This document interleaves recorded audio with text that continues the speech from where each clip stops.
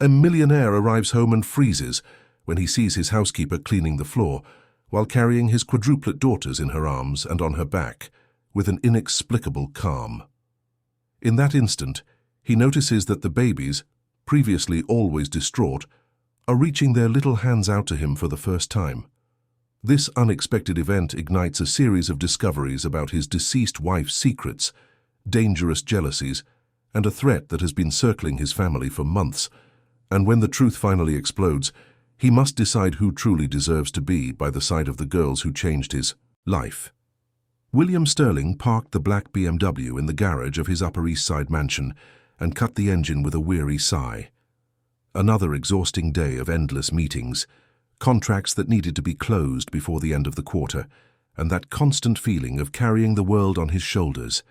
He loosened his Italian tie as he walked toward the side entrance of the house, the one that led directly to the kitchen. He preferred this door lately, avoiding the main living room where the heavy silence of Eleanor's absence still echoed in every corner. It was almost 7 in the evening, and the golden light of the New York City dusk filtered through the enormous glass windows. William expected to find the house plunged into its usual chaos, that infernal chorus of cries that had become the soundtrack of the last 5 months. The babies, his daughters, 4 tiny girls who seemed incapable of doing anything but crying, screaming, and rejecting any form of comfort he or anyone else tried to offer. But today, something was different. The house was silent, strangely silent. William paused at the kitchen entrance, his keys still dangling from his index finger. His heart raced. Silence in that house meant only one thing, something he didn't want to think about, couldn't think about. He moved quickly down the marble hallway, his Italian leather shoes tapping on the floor with growing urgency. Blood pounded in his ears as terrible images flashed through his mind. The babies. Where were the babies? Why weren't they crying? That's when he saw her. The new housekeeper, the simple woman he had hired just a week ago to handle the cleaning, was in the middle of the spacious living room. She was mopping the fine hardwood floor, with slow, careful movements. But that wasn't what had frozen William in place. It was the babies. All 4 babies were tied to her body in colorful fabric wraps, 2 carried on her back, 2 on her chest, as if they were a part of her, natural extensions of her body. And they weren't crying. For the first time since they were born, his daughters were silent. Not the silence of deep sleep or exhaustion, but an alert, calm silence. The girls' little brown eyes followed the woman's movements, and some of them even seemed to be smiling. Rage exploded in William's chest like a volcano. What the hell did that woman think she was doing? How dare she take his daughters without permission? And those fabrics, that way of carrying the babies, it all seemed so improper, so improvised, so dangerous. "What do you think you're doing?" William's voice boomed, echoing off the living room walls. Sarah, that was her name, turned slowly, without a start, as if she had been expecting him. "What are you doing with my daughters?" Sarah looked at him with those calm, dark eyes without a trace of fear or guilt. She was about 30, maybe a little older, with brown hair pulled back in a simple ponytail, wearing faded but clean work clothes. Nothing about her suggested she was anyone important or special. She was just another one of the dozens of housekeepers who had passed through that house in recent months. "I'm cleaning the living room, Mr. Sterling," she replied in a soft, almost musical voice, "and taking care of the girls at the same time. They were crying, and I thought they might like to be close to someone while I worked." "You weren't hired to take care of my daughters." William advanced, his fists clenched at his sides. "You were hired to clean the house, that's it. Where is the nurse? Where is Mrs. Gable?" "The nurse left early today, said she had a migraine, and Mrs. Gable went to the market to get things for dinner," Sarah continued with that unnerving calm. "The babies were crying so much, sir, so very much, so I picked them up, and they stopped crying." It was in that moment that William truly looked at his daughters. Helena, Sophia, Valentina, and Alice. 4 names Eleanor had chosen during her pregnancy, spending hours reading name books while caressing her enormous belly. 4 girls born 2 months premature, tiny and fragile, fighting for every breath in that neonatal ICU. 4 babies who never met the mother who had carried them for 7 months. And now, for the first time, they seemed at peace. Helena, The baby on Sarah's right breast stretched a chubby little hand toward William. Her tiny fingers opened and closed in the air, as if she were calling to him. He was paralyzed. His daughters had never done that before. Whenever he approached, they screamed, cried, and writhed, as if his presence physically hurt them. But now, held by this stranger, his daughters looked at him without fear. "Do you want to hold her?" Sarah asked softly, beginning to untie the wrap that held Helena. "No." William took a step back, the word coming out harsher than he intended. "Just put them in their cribs and don't pick them up again without permission." Sarah nodded slowly, but William saw something flash in her eyes. It wasn't fear or submission. It was something close to disappointment, perhaps pity. She started walking toward the nursery, that space that had been decorated with so much love by Eleanor. Soft pink walls, delicate mobiles hanging over the white cribs, stuffed animals carefully arranged. A room made for happy dreams that never came true. As Sarah went up the stairs with the 4 babies still strapped to her, William remained in the empty living room, his hands trembling slightly. The house fell silent again, but it was a different kind of silence now. It wasn't the tense silence that precedes a storm of crying. It was peace, true peace.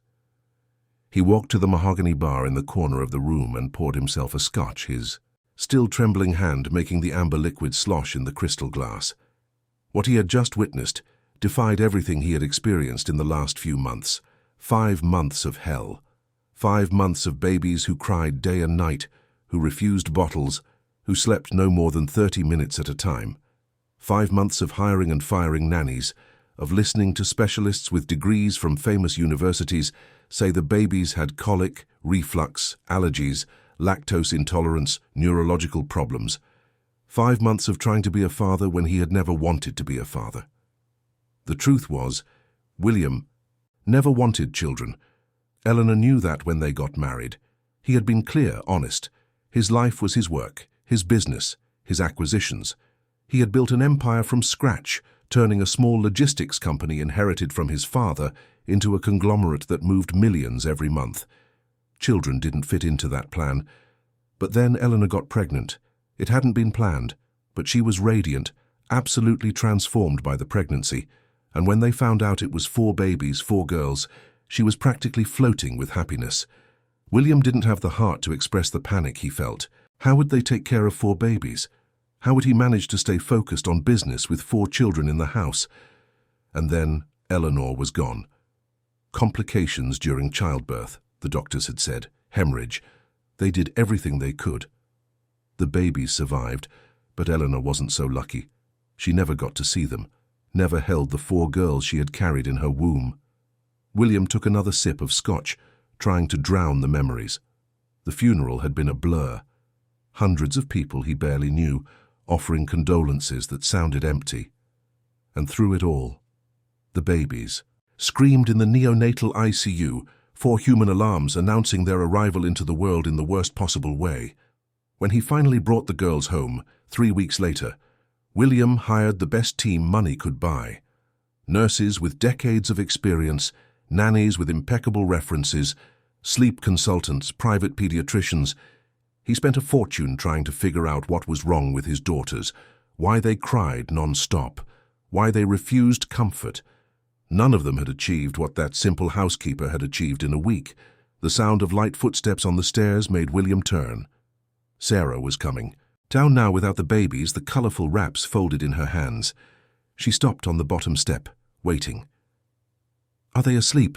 William asked, hating the hopeful tone in his own voice. "Yes, sir. All 4 of them." Sarah came down the last step and walked into the room. "May I finish cleaning now?" William studied her face. There was nothing extraordinary about it. Common features, skin tanned by the sun, a few wrinkles at the corners of her eyes that spoke of a life that probably hadn't been easy. And yet something about her had calmed his daughters in, a way no one else could. "How did you do it?" The words slipped out before William could stop them. "How did you get them to stop crying?" Sarah smiled, a small, gentle smile. "I just stayed with them, sir. I talked to them, sang a little. Babies like to feel they're not alone. I pay nurses to do exactly that. With all due respect, Mr. Sterling, nurses do their job. Sarah held his gaze without wavering. But babies don't just want a job done on them. They want love. The word fell between them like a stone in a calm lake, creating expanding ripples. Love. William no longer knew what love was. He had loved Eleanor, of that he was sure. But his daughters? These tiny creatures who cried non-stop and looked at him as if he were a threatening stranger. He didn't feel love. He only felt exhaustion, frustration, and an overwhelming guilt that woke him up every night. "Do you have children?" William asked, changing the subject. "I have a son," Sarah replied. "He's 9. I'm with him on Sundays and my days off. The rest of the time he stays with my mother while I work. And his father." Sarah looked away for the first time. "He's not part of our lives." William nodded. "I see." Then he returned to the previous topic, unable to let it go. "What did you sing to them?" "An old lullaby. My grandmother used to sing it to me when I was little." Sarah hesitated, then began to hum softly. The melody was simple, almost sad, but there was something comforting about it, something that struck a deep chord in William's memory, though he couldn't say why. The front door opened and Mrs. Gable came in carrying grocery bags. She was a 60-year-old woman who had been cooking for William for over a decade. "Good evening, Mr. Sterling," she greeted, surprised to see him home so early. "Are the girls okay?" "They're sleeping," William replied, still looking at Sarah. "All 4 of them." Mrs. Gable almost dropped the bags. "Sleeping? All 4? At the same time?" She looked from Sarah to William, trying to understand the miracle. "How?" "Miss Sarah seems to have a special talent," William said, and there was no sarcasm in his voice, only genuine confusion. Sarah lowered her head. "Excuse me, I need to finish cleaning." And she went back to her work as if nothing extraordinary had happened. But something extraordinary had happened, and William Sterling, a man who had built an empire on logic and numbers, had no idea what to do with it. That night, William couldn't sleep. He lay in the king-size bed in the master bedroom, staring at the high ceiling as the clock hands moved with cruel slowness. 2 in the morning, 3 in the morning, 4 in the morning. The silence of the house was so profound it was unsettling. He was used to the nightly cries, to the screams that pierced the walls even with the doors closed. But now nothing. At 5:30 in the morning he gave up on sleep. He put on a robe and went downstairs barefoot, the cold marble under his feet. The soft light of dawn began to filter through the panoramic windows, painting everything in shades of pink and gold. New York was waking up outside, the distant murmur of traffic already beginning its daily symphony. William went to the nursery, turning the knob carefully so as not to make a sound. He peeked through the crack in the door. The 4 white cribs were lined up against the wall, each with a delicate tulle canopy. The babies were sleeping soundly, their little chests rising and falling in a peaceful rhythm. Helena had her thumb in her mouth. Sophia was hugging a teddy bear. Valentina and Alice were sleeping on their sides, facing each other as if they were talking in their dreams. It was the first time William had seen them like this. Peaceful. Normal. A lump tightened in his throat. Eleanor should be seeing this. She should be there, leaning over the cribs, whispering to her daughters, stroking their fine, dark hair. It was she who should have made the babies stop crying, not an unknown housekeeper. He closed the door carefully and went down to the kitchen. Mrs. Gable was already there, making coffee as she had every morning for years. The rich, comforting aroma filled his lungs. "Good morning, Mr. Sterling," she said, surprised. "You're up early today." "I couldn't sleep." He sat on one of the high stools at the granite counter. "Are the girls still sleeping?" "Like little angels." Mrs. Gable smiled as she put bread in the toaster. "It's a miracle, sir. A true miracle. That Sarah has a gift." "Or the babies have finally matured," William said, trying to sound rational, logical. "Maybe it was just a coincidence." Mrs. Gable gave him a look that made it clear she didn't believe that for a second, but she said nothing. She just placed a steaming cup of coffee in front of him and went back to the stove to make scrambled eggs. "What time does Sarah arrive?" William asked, feigning disinterest. She said she'd be here at 7. She takes the bus. It's almost an hour's journey from Queens. William took a sip of coffee, letting the hot liquid burn his tongue. An hour on the bus. She probably woke up at 5, maybe earlier, and she did that every day to earn a salary that to him was insignificant, but for her probably supported her son and her mother. At exactly 7 o'clock, the service entrance bell rang. Mrs. Gable went to answer it, and Sarah came in, carrying a worn backpack. She was wearing faded jeans and a simple t-shirt, her still damp hair in the same ponytail. No makeup, no jewelry, nothing that drew attention. "Good morning, Mrs. Gable," Sarah greeted, then saw William sitting at the counter. "Good morning, Mr. Sterling." "Good morning." William watched as she put her backpack in a locker and took out her work apron. "The babies are still sleeping." "I know." Sarah tied the apron around her waist. "Did they sleep through the night?" "Yes," and for the first time William admitted it. "I didn't hear a single cry." Sarah smiled, that small, gentle smile. "They just needed a little bit of holding and attention." William finished his coffee and went upstairs to get ready. He had meetings all day, contracts to review, important decisions to make. His world didn't stop because his daughters had finally slept through the night. He put on a charcoal grey suit, chose a navy blue tie, and put gel in his dark hair.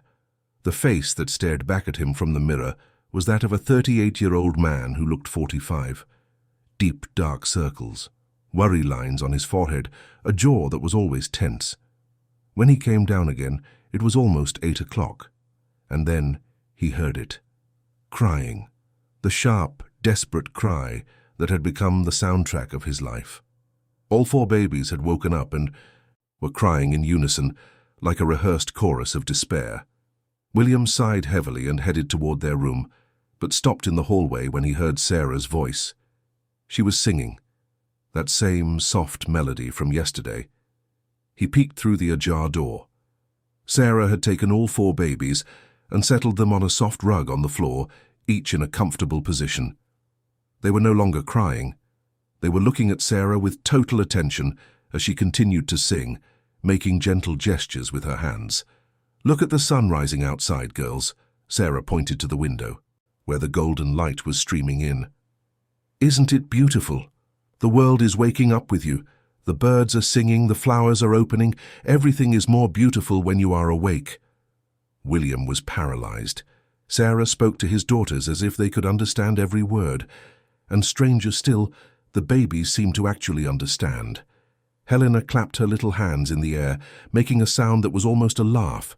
Sophia kicked her little legs, excited. Valentina and Alice stared at Sarah, completely mesmerized.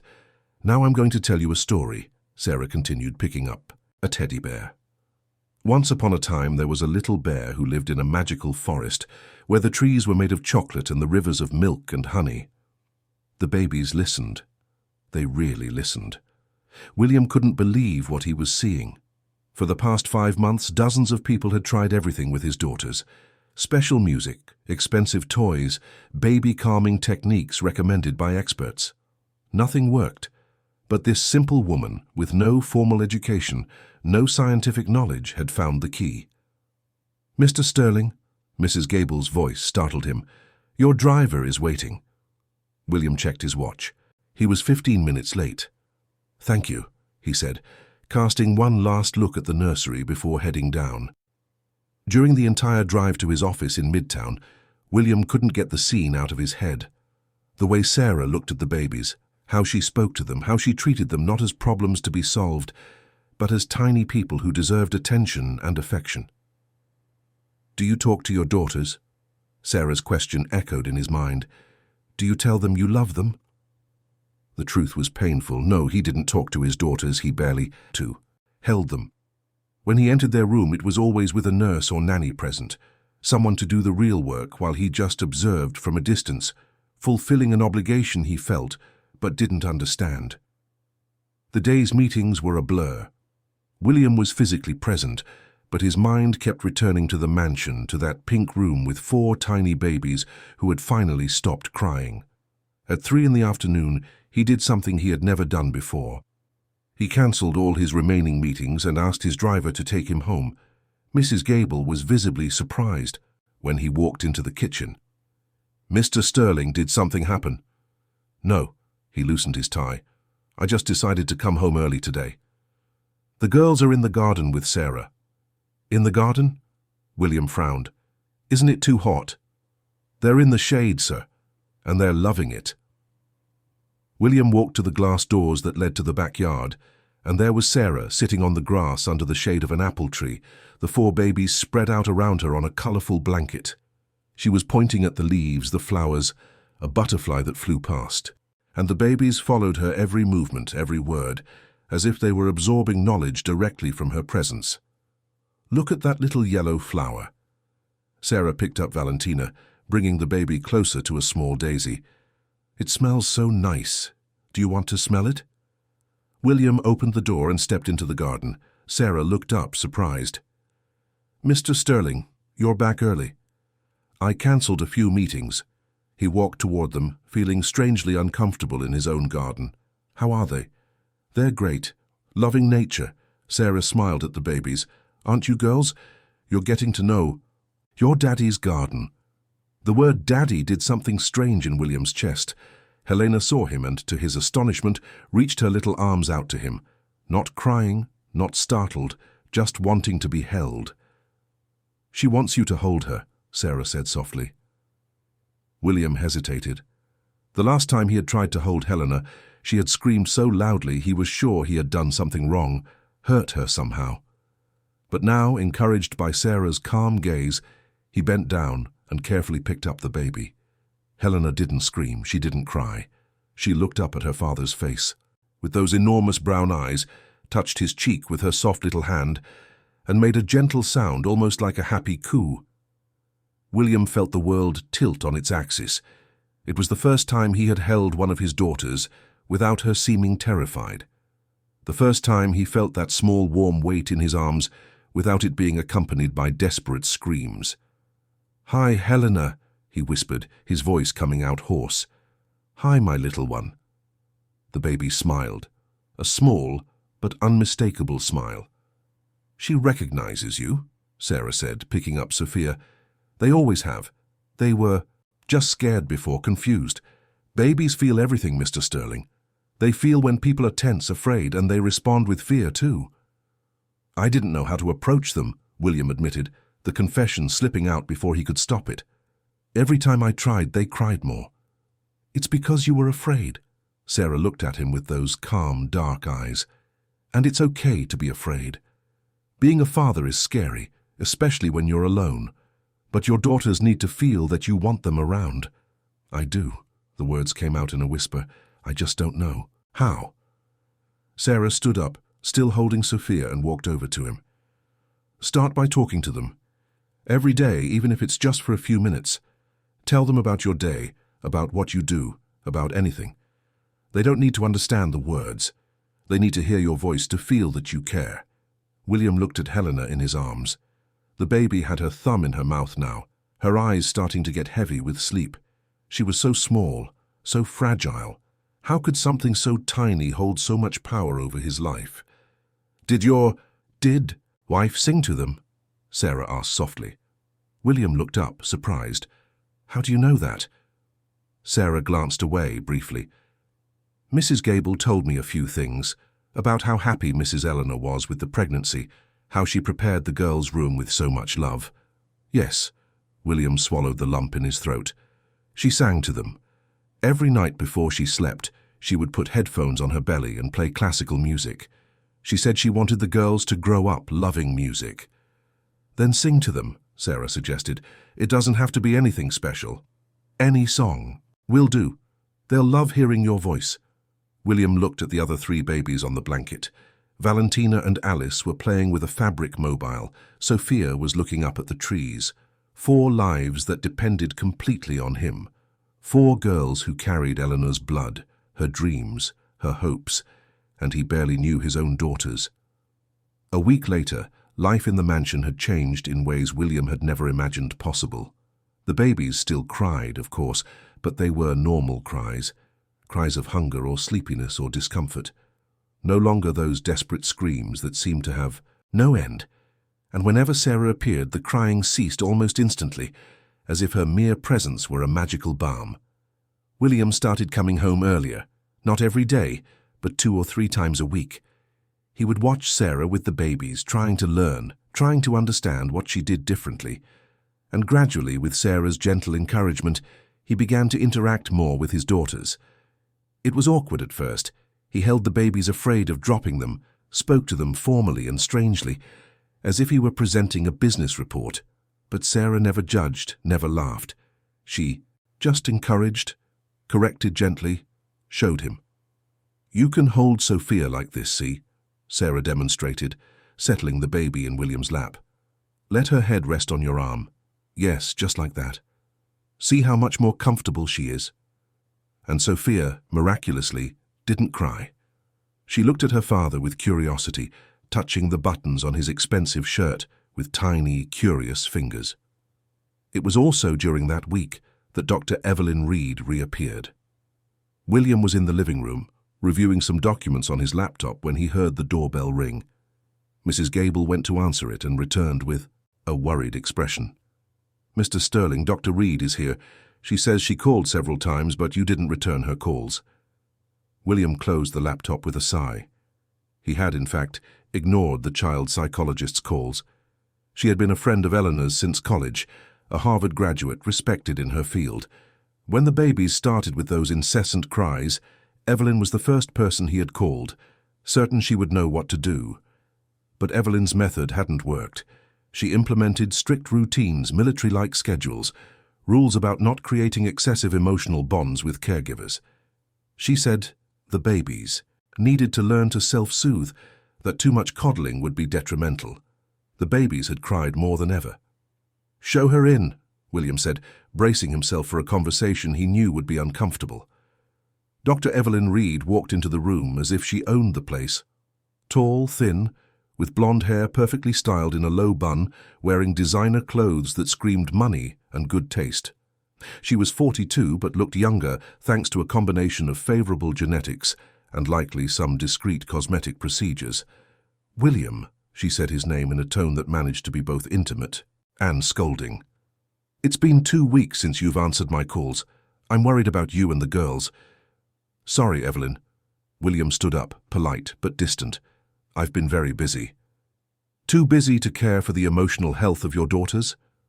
She sat on the sofa uninvited, crossing her legs elegantly. "I came to check on the progress of the method we implemented. Are the babies following the routine? Are the schedules being respected?" William hesitated. The truth was, Evelyn's entire routine had been abandoned since Sarah started caring for the babies. They no longer followed rigid schedules. Sarah fed the babies when they showed signs of hunger, put them to sleep when they seemed tired, and held them whenever they needed comfort. "Things have changed a bit," William said carefully. "Changed?" Evelyn frowned, worry lines appearing on her smooth forehead. "How so?" "The babies are better. Much better, actually. They don't cry like they used to." Evelyn's face lit up. "See, I told you my method would work. They just needed time to adjust. Now we need to maintain consistency, William. It's crucial that we follow the plan exactly as established." "It wasn't your method that worked," William interrupted, and saw the instant change in her expression. "It was Sarah, the new housekeeper." "Housekeeper?" Evelyn straightened up, her voice sharpening. "What housekeeper? Did you hire another nanny without consulting me?" "She's not a nanny. She's a housekeeper. I hired her for cleaning, but she ended up spending time with the babies and they responded well to her." "William." Evelyn stood up, walking toward him with measured steps. "You can't just improvise the care of traumatized infants. These children have suffered a devastating loss. They need professional care from someone qualified who understands the complexities of childhood trauma." "They're fine. Evelyn, better than they've ever been." "For now," she crossed her arms, "but creating an emotional dependency on a temporary caregiver is extremely harmful. What if this woman leaves?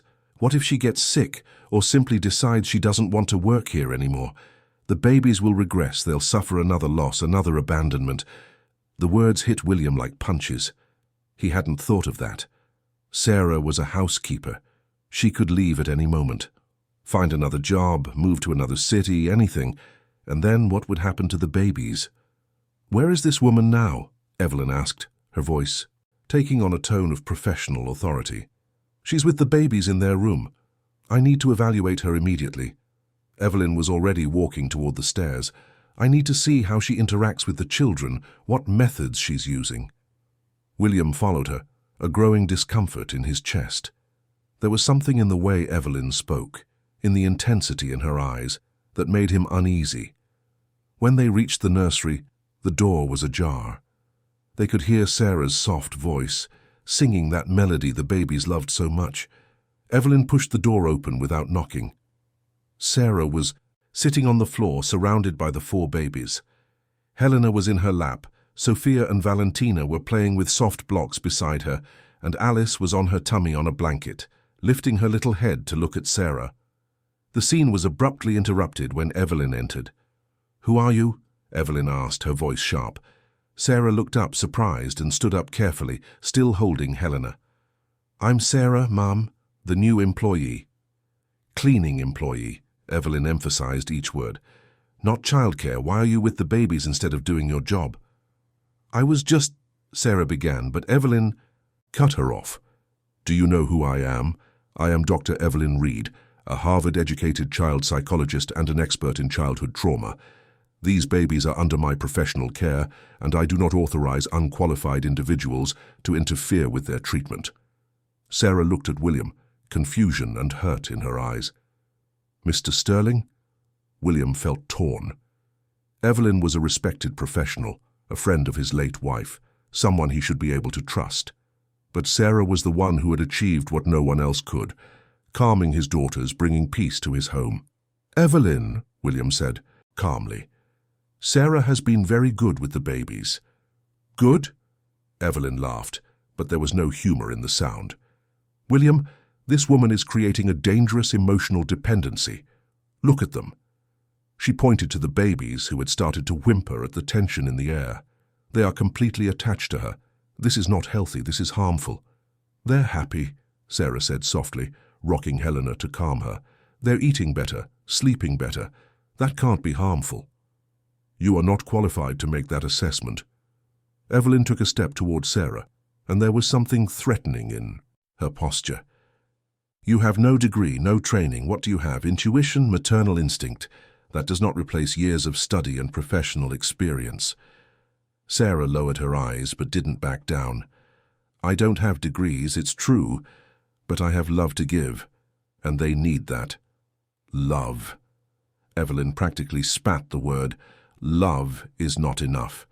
These babies need structure, method, care based on scientific evidence, not folklore and lullabies."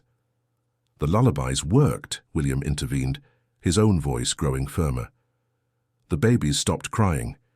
They're eating, sleeping, interacting. Your scientific method couldn't achieve that in 3 months. Sarah did it in a week." Evelyn's face turned red. "You don't understand the complexity of the situation. These babies are being emotionally sedated.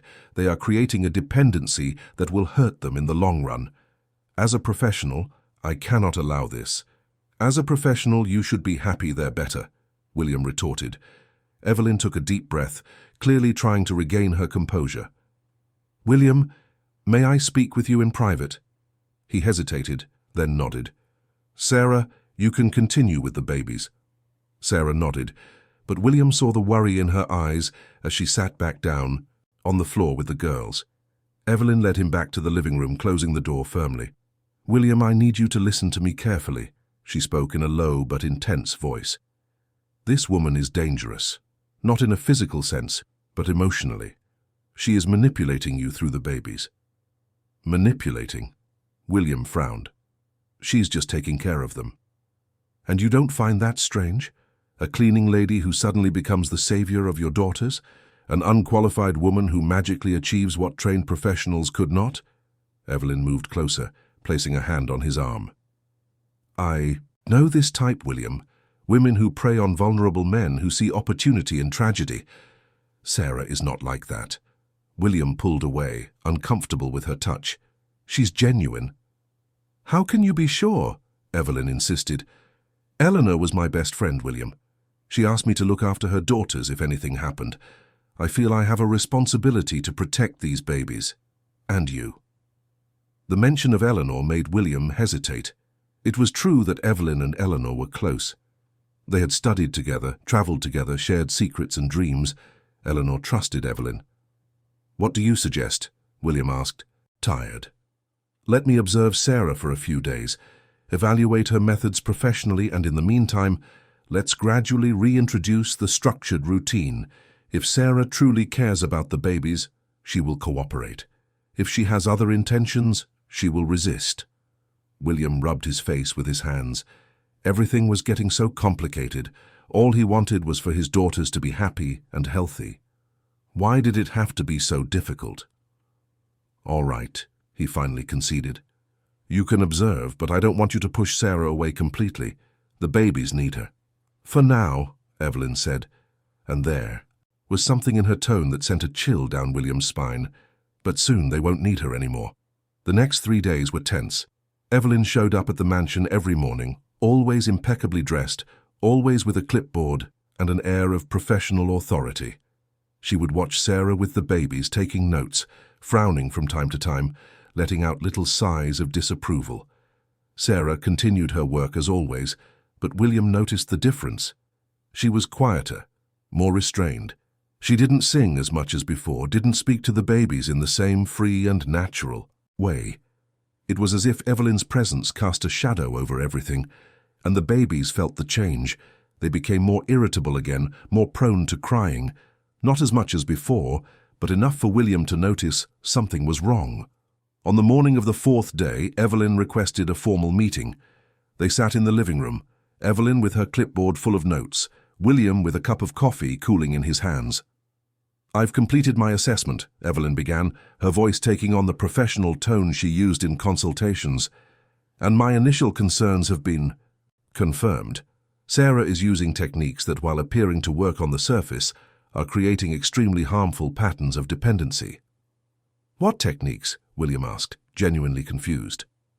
"Excessive physical contact, for one." Evelyn consulted her notes. "She holds the babies constantly, uses those wraps to tie them to her body, is always touching, caressing. This may seem affectionate, but it's actually preventing the babies from developing emotional independence." "They're 5 months old," William pointed out. "Shouldn't they need emotional independence yet?" "It's never too early to start establishing healthy boundaries," Evelyn leaned forward. "William, babies need to learn that they won't always have immediate attention. They need to develop their own self-soothing mechanisms. What Sarah is doing is attending to every minor discomfort instantly, and that will create children who are unable to cope with frustration in the future. Or it will create children who know they are loved and feel secure enough to explore the world," William retorted, surprising himself with the firmness in his voice. "I've read about this, Evelyn. About attachment theory, about the importance of the first few months. Babies who receive attention and affection become more secure and confident adults." Evelyn smiled, but it was a condescending smile. "You've read articles on the internet, William. I studied this for years at one of the best universities in the world. I know what I'm talking about. And yet your method didn't work." The words came out harsher than William intended. "I'm sorry, but it's the truth. You implemented your routines, your rules, and the babies cried non-stop for 3 months. Sarah arrived, and in 1 week they were different." Evelyn's face hardened. "You're making a mistake, William. A mistake that could cost your daughter's well-being. Or maybe I'm finally doing something right." The ensuing silence was heavy, charged with tension. Evelyn put her clipboard back in her expensive bag with sharp, controlled movements. "Fine," she said finally. "I can't force you to listen to professional advice, but I must officially warn you." She took a document from her bag and placed it on the coffee table. "This is a formal report expressing my concerns about the children's care environment. I am sending a copy to Child Protective Services, as is my professional duty when I identify situations of potential risk." William felt his blood run cold. "Are you threatening to take my daughters from me?" "I am. Protecting vulnerable children," Evelyn replied, her voice cold. as any responsible professional should. If you continue to allow this unqualified woman to care for your daughters, without proper supervision, without following established protocols, I will be forced to recommend a full evaluation of your parental fitness." William stood up, rage boiling in his chest. "You've known Eleanor for years. You know what kind of mother she wanted to be, what kind of environment she wanted to create for our daughters.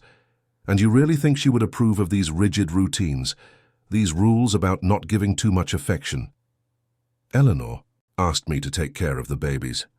Evelyn also stood, and for the first time, William saw something different in her eyes, something intense and disturbing. "She knew you weren't ready to be a father, that you wouldn't know what to do. She asked me to ensure the girls would have proper care." "When did she ask you that?" "During the pregnancy." Evelyn clutched her bag tightly. She was worried. "She said you never wanted children, that you only agreed because she insisted. She was afraid that if something happened to her, the babies wouldn't receive the love they deserved." The words struck William like knives. It was true, all of it.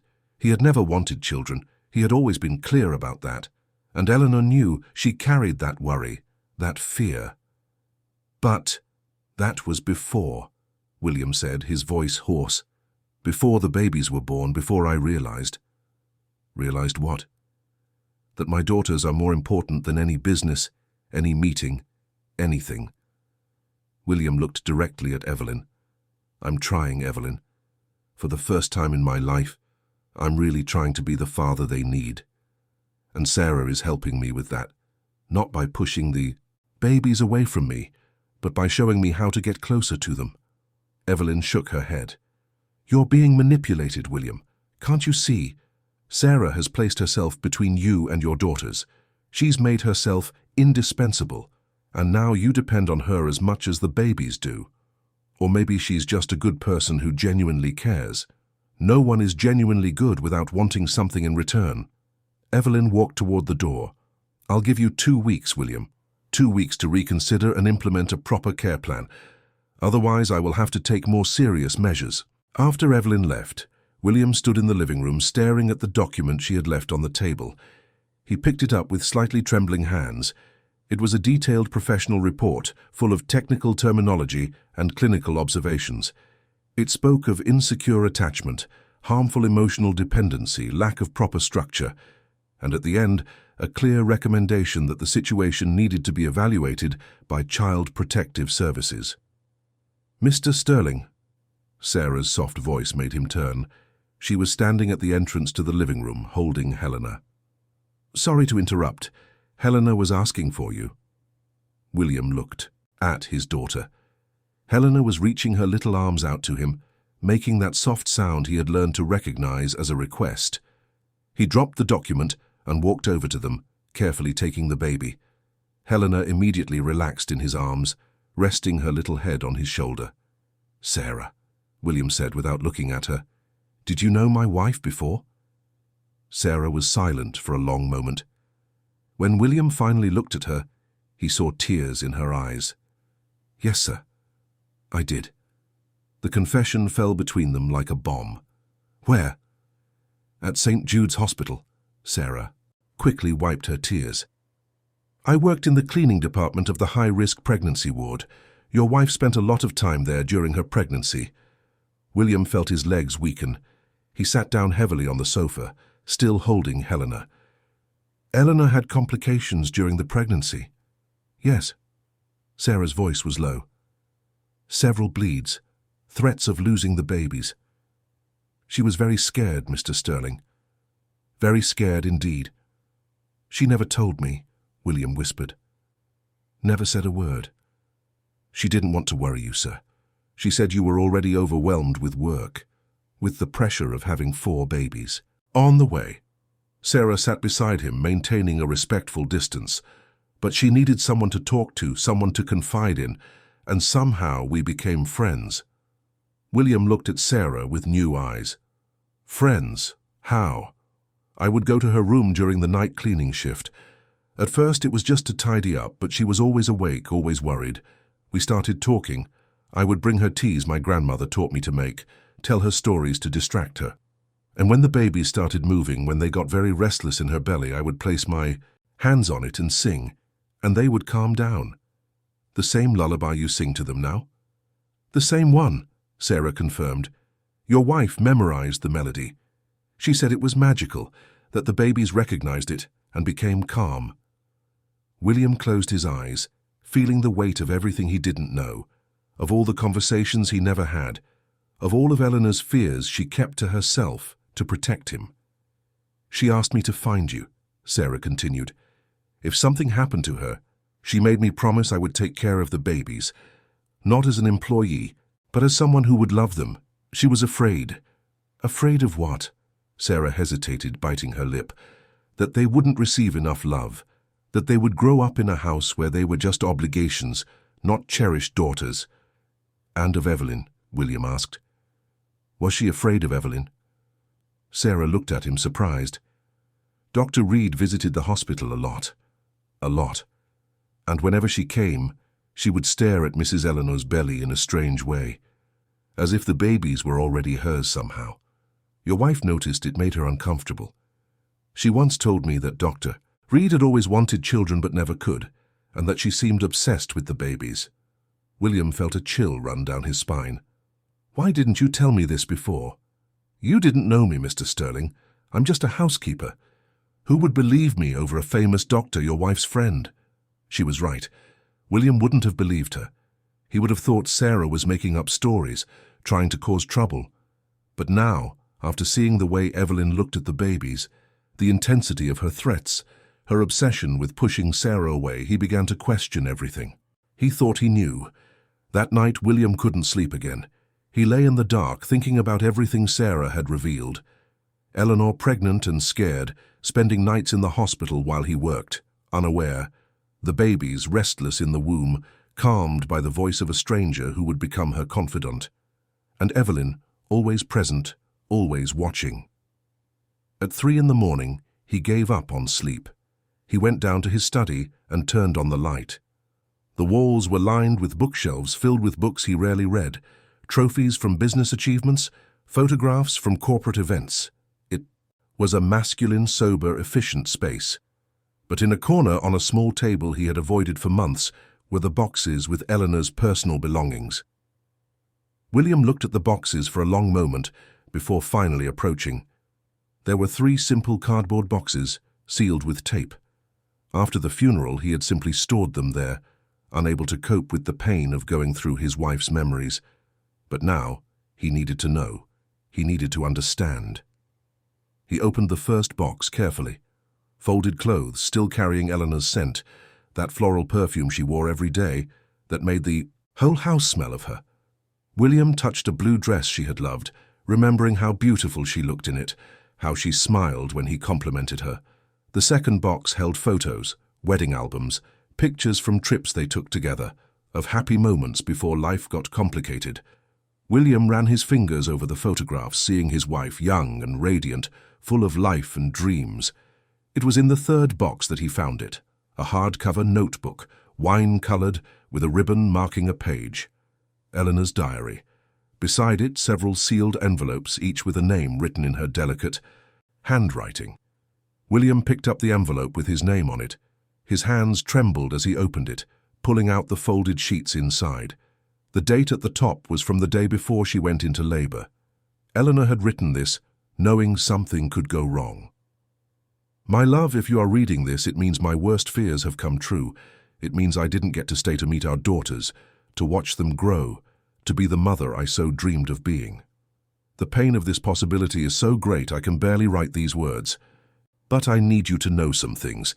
Things I didn't have the courage to tell you while I was alive because I didn't want to worry you more than you already were.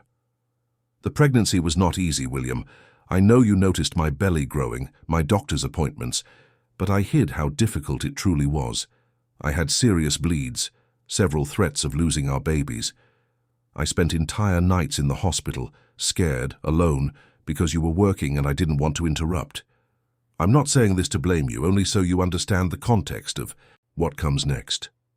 It was at the hospital that I met Sarah. She worked the night cleaning shift and had such a calm, gentle presence. We started talking on the nights I couldn't sleep, afraid of what might happen. She told me stories about her life, her son, her grandmother who raised her. And when the babies got very restless, she would place her hands on my belly and sing an old lullaby. The babies always calmed down with her voice. Sarah has a gift, William. It's not something learned in books or universities. It's something from the heart, from the soul. Our daughters will need that so much, that kind of love that isn't taught, that simply exists. If something happens to me, please find Sarah, not as just any employee, but as someone who will love our daughters as I would have. I know you never wanted children, that you agreed to this pregnancy for me, but these girls will need so much love, William, and you will need help learning how to give it. Now I need to talk about Evelyn, and this is harder because she's been my friend for so many years, but I've seen changes in her that worry me deeply. Since I announced the pregnancy, she's been acting strangely, visiting too much, talking about the babies as if they were hers, making comments about how hard it will be for you to raise them alone, how she could take over if something happened to me. At first I thought it was just a friend's concern, but then it started to become disturbing. She looks at my belly with an intensity that scares me.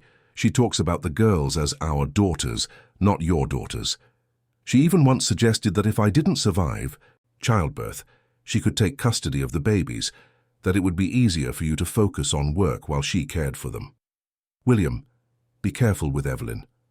I know she has impressive credentials, that she's respected in her field. But something is wrong. Sarah told me she saw Evelyn several times lurking around the maternity ward when she had no reason to be there, looking at other pregnant women with that same disturbing intensity. I don't know what it means. Maybe I'm being paranoid, pregnancy hormones making me imagine things, but if something happens to me, please do not let Evelyn take full control over the babies. Trust Sarah, trust your heart, and above all, trust yourself to be the father I know you can be. I love you, William. I always have, even knowing your priority was work. I know you loved me too, in your own way, and I know you will love our daughters when you allow your heart to open to them. Take care of them for me, tell them about their mother, and be happy. Please, be happy. With all my love, Eleanor. William finished reading the letter with tears streaming down his face. They were the first tears he had shed since the funeral. He had buried the grief so deep, so far away, that he had almost forgotten how to cry. But now, with Eleanor's words in his hands, the floodgates broke. She knew. She knew something could go wrong. She knew about Sarah, about Evelyn, about everything, and still she didn't tell him, carrying those fears alone to protect him. William picked up the diary and began to read. There were entries from the last months of her pregnancy, written in moments of fear and loneliness. Eleanor described the bleeds, the nights in the hospital, the conversations with Sarah, and increasingly she expressed growing concern about Evelyn. Evelyn came by again today. I don't understand why she comes so often. She said she wanted to make sure I was following all the medical recommendations, but there's something in the way she looks at my belly that makes me uncomfortable. She touched the babies today, placed her hands on my belly without asking, and kept them there for far too long, murmuring things I couldn't quite hear. The next entry was even more disturbing. I asked Sarah to record my next conversation with Evelyn. I know it sounds paranoid, but I need to be sure. Yesterday, Evelyn said something strange. She talked about how these girls would be ours, how we would raise them together if something happened to me. Ours? Why would she use that word? They are my daughters, William's daughters, not ours. William flipped through the pages quickly, looking for more information. He found a mention of recordings that Sarah had supposedly made. Could she still have them? Was it possible they had concrete evidence of Evelyn's strange behavior? He looked at the clock. 5:30 in the morning. Sarah would arrive in just over an hour. William needed to talk to her, to find out if she still had these recordings, to fully understand what had happened during those months at the hospital. But there was something else he needed to do first. He picked up his laptop and started searching. Dr. Evelyn Reed, child psychologist, Harvard-educated, private practice in Midtown, articles published in specialized journals. Everything seemed legitimate, impressive even. But William didn't just scratch the surface. He started digging deeper. Lawsuits, complaints, anything that might indicate problems. And that's when he found it. A lawsuit from 3 years ago, filed by a couple accusing Evelyn of unethical conduct. They had tried to have her removed from their son's case, claiming she was trying to influence them to give up custody in favor of an adoption she herself would facilitate. The case was dismissed for lack of evidence, but the accusation was there on record. Another case 5 years ago, a family claiming Evelyn had misdiagnosed serious emotional problems in their twins, recommending separation from the parents. Again dismissed, but the accusations were disturbingly specific. And one more 7 years ago, a divorce where Evelyn was mentioned as having overstepped professional boundaries, trying to gain custody of children who were not hers. 3 cases, 3 different families, all with the same pattern. Evelyn got too involved, tried to take control of the children, used her professional authority to manipulate situations. William's stomach churned. Eleanor was right. His wife, even scared and pregnant, had noticed something that he, with all his business experience and judgment of people, had missed. The service entrance bell rang. Sarah. William ran downstairs, opening the door before Mrs. Gable could get to it. "Sarah," he said, breathless, "I need to talk to you now." She came in, concern written on her face. "Mr. Sterling, what happened?" William led her to the study, where Eleanor's letter still lay on the desk, next to the diary. "I found this. My wife wrote it for me. About you, about the hospital, about Evelyn." Sarah looked at the papers, tears already welling up. "She left letters?" "Several, and a diary where she mentions you made recordings of conversations with Evelyn." "Sarah, do you still have those recordings?" Sarah hesitated, then nodded slowly. "I do. Your wife asked me to keep them in a safe place, in case they were ever needed. They're at my mother's house in a sealed box." "I need those recordings." William gently held her shoulders. "Evelyn is threatening to take my daughters from me. She says she's going to contact Child Protective Services, that I'll lose custody if I don't follow her methods. And I found lawsuits, Sarah. Other families who accused her of doing exactly this." Sarah's eyes widened. Mrs. Eleanor was right then. She always suspected. "I'm hiring a private investigator." William was already reaching for his phone. "I'm going to investigate Evelyn completely, but I need the recordings as evidence." "I'll get them today," Sarah promised. "After lunch, when the babies are sleeping, I'll go to my mother's house." William nodded, feeling for the first time in months that he was in control of the situation. Eleanor had left him a map, clues to protect her daughters even after she was gone. And now it was his responsibility to follow those clues, uncover the truth, and keep his girls safe. 2 days later, William was in his home office when the private investigator he'd hired called. He was an experienced, discreet man who had worked on several corporate cases for him before. But this time the investigation was personal. "Mr. Sterling," the investigator's deep voice came through the phone, "I have information you need to hear. I'd prefer to do it in person. Can you come now?" An hour later, Robert Kane was sitting in the mansion's study, a thick folder on the table between them. He was a man in his early 50s, bald, with eyes that seemed to see right through people. He had been a police officer before opening his own investigation agency. "Mr. Sterling, what I've discovered about Dr. Evelyn Reed is disturbing," Robert opened. The folder revealing photos, documents, reports. "Much more serious than the lawsuits you already found." William leaned forward, his heart racing. "Evelyn Reed has a pattern of behavior that goes back more than 15 years. Robert laid several photos on the table. 5 families which I was able to track down, all with similar stories. She approaches vulnerable families, usually where there are marital problems, recent widowhood, or difficulties with the children. She offers professional help, gains their trust, and then begins to manipulate the situation." "Manipulate how?" "She creates exaggerated diagnoses, problems that may not exist or are smaller. Then she presents them. She convinces the parents they can't adequately care for the children, that they need specialized intervention, and then she offers to temporarily take over their care." Robert pointed to a document.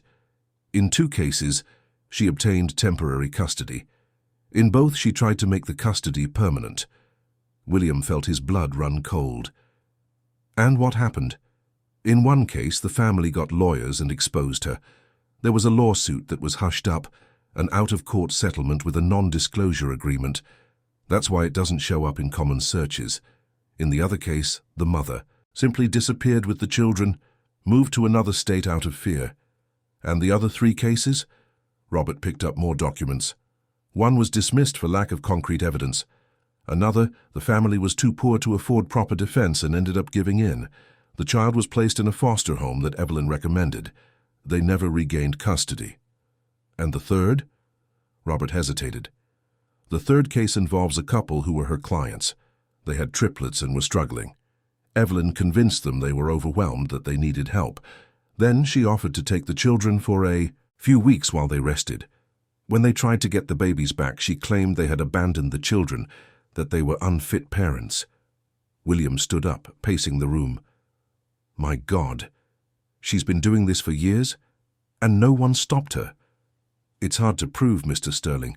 She's careful, uses her position and credentials to her advantage, and the families she targets are usually vulnerable in some way, alone without resources, in moments of crisis. Robert closed the folder. But there's more about her relationship with your wife. William sat back down, bracing himself. I spoke with staff at St. Jude's Hospital. Evelyn was there constantly during your wife's pregnancy, far more than would be normal for a friend. A nurse told me she found Evelyn alone in the room several times, just watching your wife sleep. And after the babies were born, she tried to enter the neonatal ICU multiple times, claiming to be family. Did she get in? No. The staff didn't allow it, but she would stand outside watching through the glass for hours. The same nurse told me it became disturbing. William rubbed his face with his hands. And Eleanor knew? She suspected? Apparently so.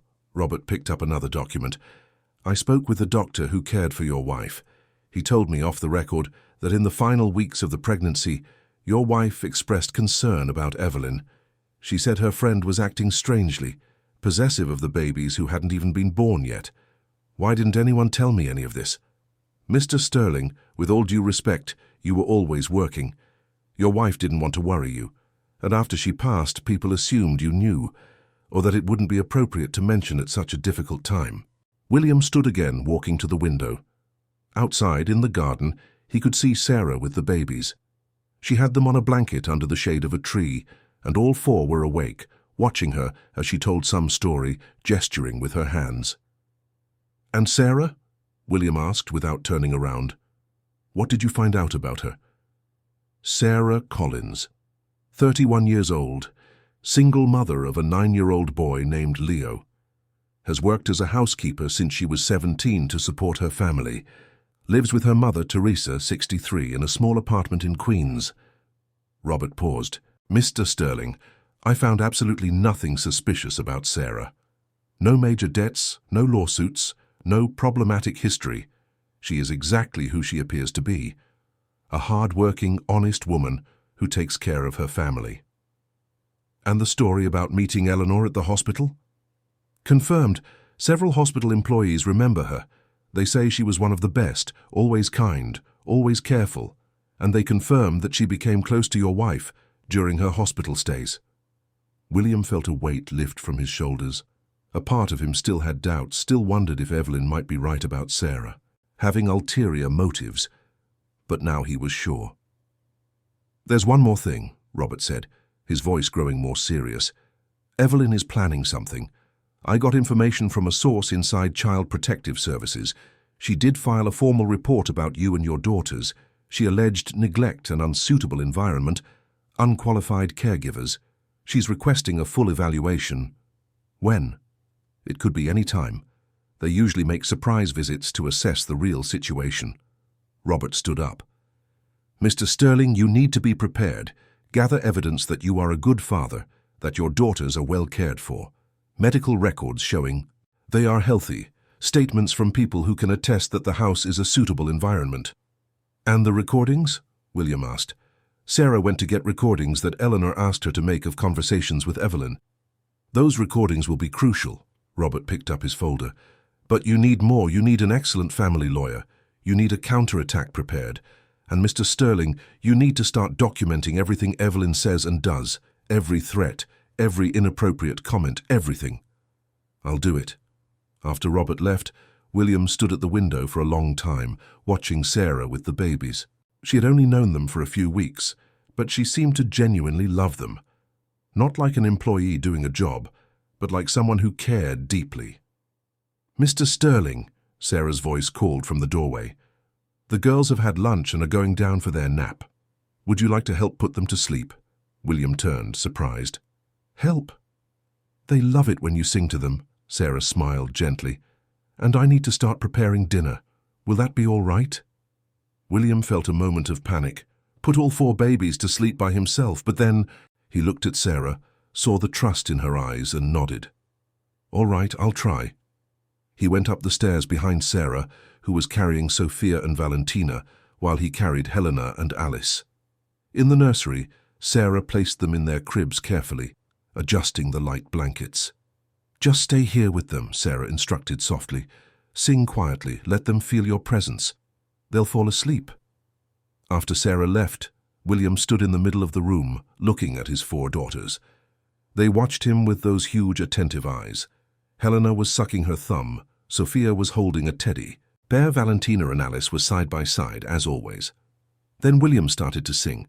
He didn't know many lullabies, so he sang the only song he remembered completely, an old folk song his mother used to sing to him as a child. His voice was shaky at first, then it grew steadier. And the babies listened. They didn't cry, they didn't fuss. They just listened, their little eyes growing heavier and heavier. One by one, they began to fall asleep. First Helena, then Sophia, then Valentina. Alice was the last, fighting to keep her eyes open, but finally surrendering, to sleep. William stayed there for a few more minutes, just watching his daughters sleep. For the first time since they were born, he felt truly like a father. Not a stranger caring for children who seemed to reject his existence, but a father his daughters recognized, accepted, perhaps even loved. He went downstairs with a lighter weight on his chest. Sarah was in the kitchen, prepping vegetables for dinner. "Did they fall asleep?" she asked, already knowing the answer from the smile on his face. "All 4 of them." William sat on one of the counter stools. "Sarah, I need to ask you something important. The recordings Eleanor asked you to make, did you get them?" Sarah dried her hands and went to her backpack, pulling out a small digital recorder. "They're here, sir. There are several conversations, all from the last 2 months of Mrs. Eleanor's pregnancy." William took the device carefully, as if it was something precious, and in a way it was. It might have been the last thing Eleanor did to protect her daughters. "May I listen to them?" "Of course, sir." Sarah hesitated, "but I should warn you they're disturbing. Dr. Reed says some very strange things." William connected the recorder to his phone, transferring the files. There were 8 recordings, each 10 to 20 minutes long. He put in his earbuds and started listening to the first one. Eleanor's voice was clear, though tired. "Hi, Evelyn, thanks for coming to see me." Evelyn's voice sounded different from her conversations with William, softer, almost melodic. "Of course, darling. I'll always be here for you and our girls." "Our girls?" Eleanor asked, a note of surprise in her voice. "Well, you know I've always wanted children. And in a way, these babies are mine too. I'll take care of them as if they were my own, Eleanor. If anything happens to you, you won't have to worry. I'll take care of everything." The rest of the recording continued in that tone. Evelyn talking about the care she would provide, about how it would be better for William if she took over, about how the babies would be happier with someone who truly wanted them. William listened to all 8 recordings, a growing sense of horror taking over him. In each one, Evelyn became more explicit, more possessive. She spoke of the babies as if they were already hers, planned their futures without including William, and repeatedly suggested that Eleanor should make a will leaving custody of the children to her.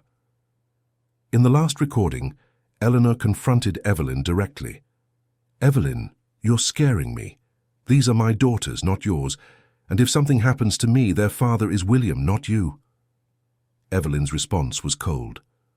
William doesn't want these children, Eleanor. You know that. He only agreed to the pregnancy because you insisted. When you're no longer here, he'll get rid of them in the first way possible. But I won't. I will love them. Care. For them. Give them everything they deserve. William took off the headphones, his hands shaking with rage. It was all there.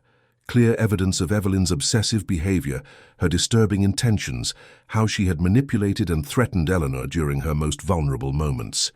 He immediately called Robert. I have the recordings. You need to hear them now.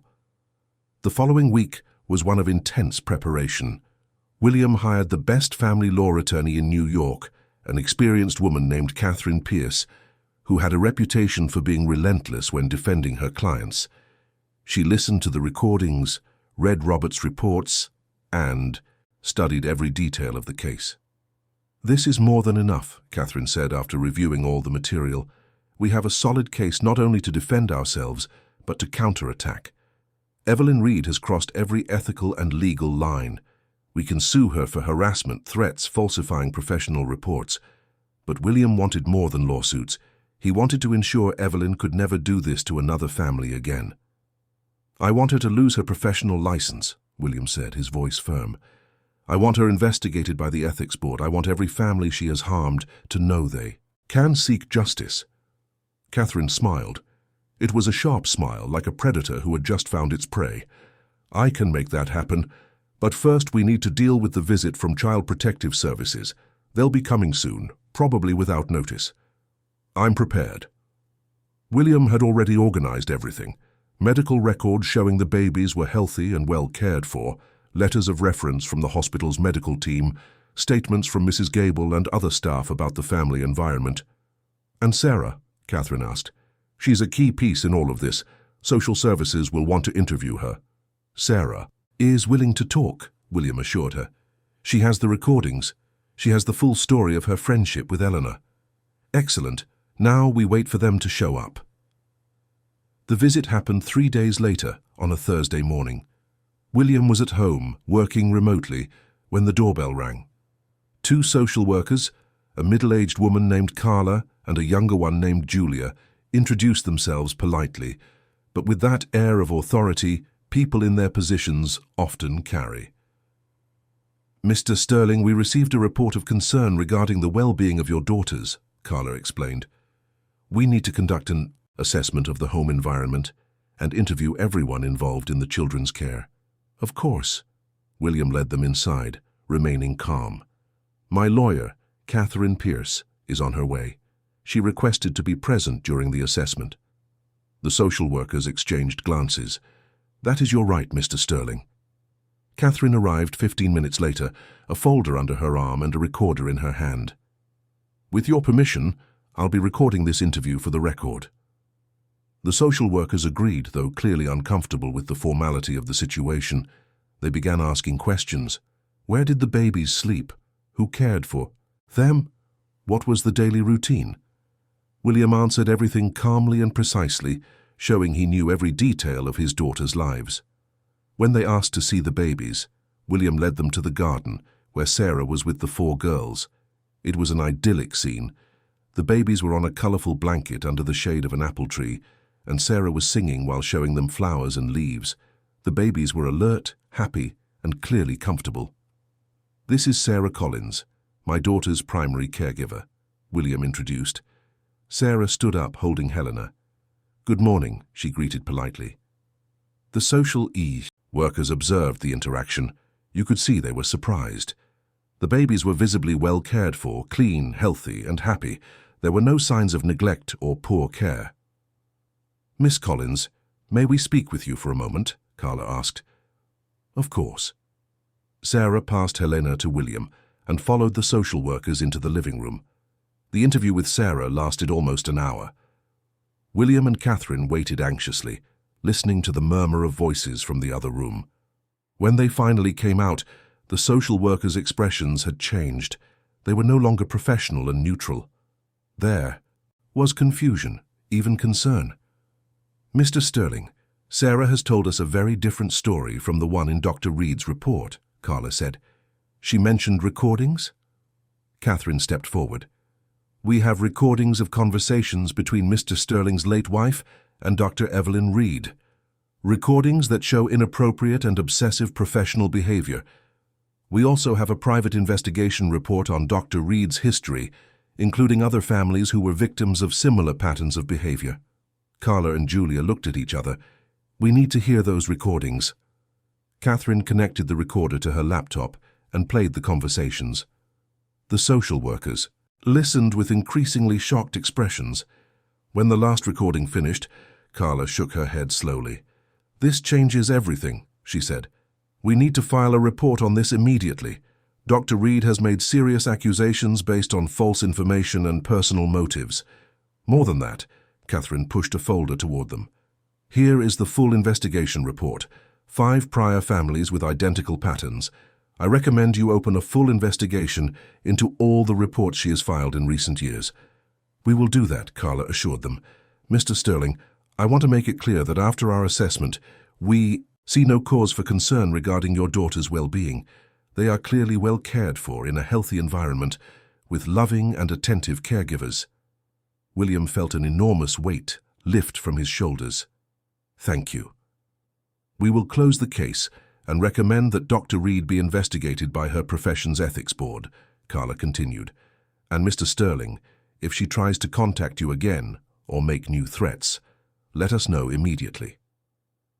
After the social workers left, William sank onto the sofa, the tension finally leaving his body. Catherine sat beside him, a satisfied smile on her face. "First victory," she said. "But it's not over. Evelyn will find out the investigation was closed and that she's under investigation. She will react." "And when she does," William asked, "we'll be ready." Evelyn's reaction came faster than they expected. That very evening, she appeared at the mansion's doorstep unannounced, her face a mask of restrained fury. Mrs. Gable answered the door and came to get William, visibly nervous.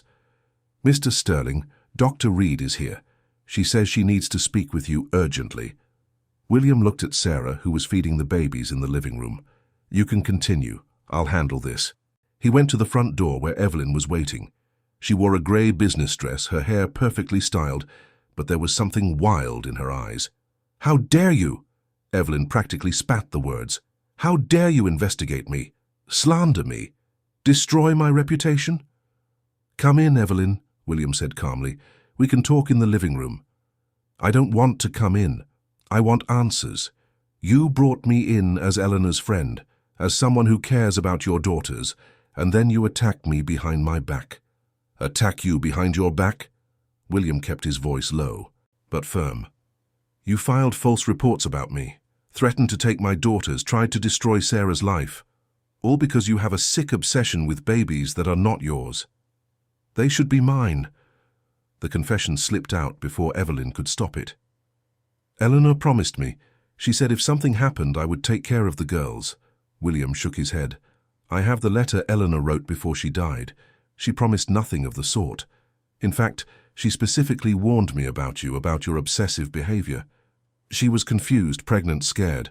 Evelyn took a step forward, her hands trembling. "She didn't know what she was saying, but I knew. I knew those babies would need me. Someone who truly wanted them. They have someone who wants them." William gestured toward the house, where Sarah could be seen through the open door, holding Sophia while giving her a bottle. "They have Sarah and they have me. I am their father, Evelyn. Not you. Never you." "Sarah?" Evelyn laughed, a humorless sound. "That ignorant housekeeper who can barely read. You think she can give your daughters what I could give them? A first-class education, opportunities, a life of privilege." "She gives them love," William said simply. "Something you clearly don't understand." "I understand love," Evelyn whispered, tears beginning to roll down her perfectly made-up face. "I understand it better than you do. I always wanted children, always dreamed of being a mother, but I never could. 3 failed marriages, failed IVF attempts, adoptions that fell through. And then Eleanor shows up, pregnant with 4 beautiful babies, and I thought finally, I'll have my chance. But they are not yours." William felt a pang of pity for her, but not enough to change his mind. They never were. And your behavior, your manipulations, your attempts to take babies from other families prove you shouldn't be near any child. Evelyn wiped her tears abruptly. You will regret this, William. I will fight. I have lawyers, I have influence, I have resources. And I have the truth, William replied, and evidence, recordings, documents, witnesses, everything I need to ensure you never harm another family again. Evelyn stared at him for a long moment, reality finally seeming to penetrate her obsession. Eleanor should have been a real friend, she whispered. She should have chosen me. She chose what was best for her daughters, William said softly, and it wasn't you. Evelyn turned and left, her high heels echoing on the stone path. William watched her get into her car and drive away, feeling that a terrible chapter was finally closing. He went back inside and found Sarah in the living room, still with Sophia in her arms. The other 3 babies were asleep in their bouncers beside her. Is she gone? Sarah asked quietly. She's gone. William sat beside her, watching his daughters. Sarah, I need to thank you for everything. For taking care of the girls, for keeping the recordings, for being the person Eleanor trusted to protect our family. Sarah smiled, that gentle smile that always calmed everything around her. You don't need to thank me, Mr. Sterling. I made a promise to your wife. And more than that, I loved these girls as if they were my own. William looked at her, really looked. He saw a woman who worked hard every day, who commuted by bus across the city, who cared for her own son and her mother, and still found infinite love to give to his daughters. He saw someone genuine, true, exactly the kind of person Eleanor had wanted near her girls. And suddenly, William realized something that had been growing for weeks, but that he had been afraid to acknowledge. It wasn't just gratitude he felt for Sarah. It was something more, something that scared him, because it was so soon, so unexpected, so different from everything he had planned for his life. 2 weeks after Evelyn's last appearance, William received a call from Catherine. The lawyer had news. The Ethics Board has opened a formal investigation into Evelyn Reed, Catherine explained, clear satisfaction in her voice. And what's more, 3 of the 5 families Robert identified have decided to file formal complaints. With the evidence we provided, it's very likely she will lose her professional license. And Child Protective Services? William asked. They've completely closed the case against you. More than that, they issued a commendation praising the family environment you've created for your daughters. Catherine paused. William, you won. You can breathe easy now. But William didn't feel completely at ease. Part of him still expected Evelyn to show up again, to try something else. But the days passed and there was no sign of her. Robert informed him that she had taken a leave of absence from her practice and was seen going in and out of a law firm, probably preparing her defense. With the threat of Evelyn gone, life in the mansion began to find a calmer rhythm. The babies continued to grow, more active each day, more curious about the world around them. Helena was starting to crawl, always the most adventurous. Sophia loved music and would stop whatever she was doing when she heard a melody. Valentina and Alice remained inseparable, always wanting to be together, sharing toys and smiles. And William was learning to be a father, no longer the distant, scared father of the first few months, but a present one. He came home earlier every day, spent Saturday mornings in the garden with the girls, read them stories before bed. And with each passing day, he felt the bond with his daughters strengthening. Sarah remained essential in everyone's life, but William began to notice changes in her too. She smiled more, seemed lighter. And sometimes, when their eyes met across the room, there was something there that made William's heart race. It was a Saturday afternoon when William finally found the courage to broach the subject that had been occupying his thoughts for weeks. The babies were napping after lunch, the house was quiet, and Sarah was in the garden, trimming some withered flowers from the bed Eleanor had planted years ago. "Sarah," William called, walking over to her. "Can I talk to you for a moment?" She turned, wiping the dirt from her hands on her apron. "Of course, Mr. Sterling. Did something happen?" "No, nothing bad." He hesitated, searching for the right words. Actually, I wanted to talk about something personal. Sarah looked surprised but nodded, walking with him to the wooden bench under the apple tree. I've been thinking a lot, William began, looking at his hands, about everything that's happened in the last few months, about how you transformed the girls' lives, how you transformed my life. I just did what I promised your wife, sir. It was more than that. William finally looked at her. Sarah, you taught me how to be a father. You showed me that my daughters weren't problems to be solved, but tiny people who needed love. And you did it with such patience, such kindness. Sarah smiled, that soft smile that always calmed William. It was my pleasure, Mr. Sterling. The girls are wonderful. There's something else I need to say. William took a deep breath. I know it's too soon, that it might seem inappropriate. Eleanor has only been gone for 7 months, but I can't deny what I'm feeling. Sarah became very still, her eyes wide. I've started to have feelings for you, William continued, the words tumbling out now that he had started. I don't know when it began exactly. Maybe when I first saw you with the baby, so natural, so loving. Or maybe when I realized you're the most genuine person I've ever met. But it's happening, Sarah, and I don't know what to do about it. The silence that followed was long and heavy. William began to regret saying anything. It was too soon. Sarah was his employee. She probably saw him only as her boss, nothing more.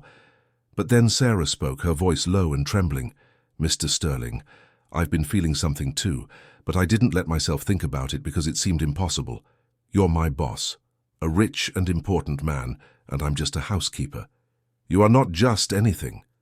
William gently took her hand. You are the woman who saved my daughters, the woman who saved me.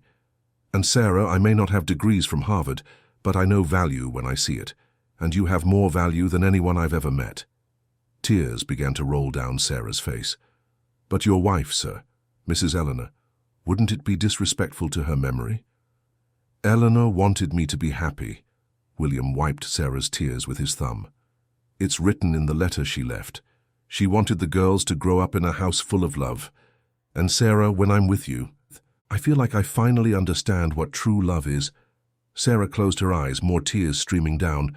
I'm scared, Mr. Sterling. Scared that this is too fast, too complicated.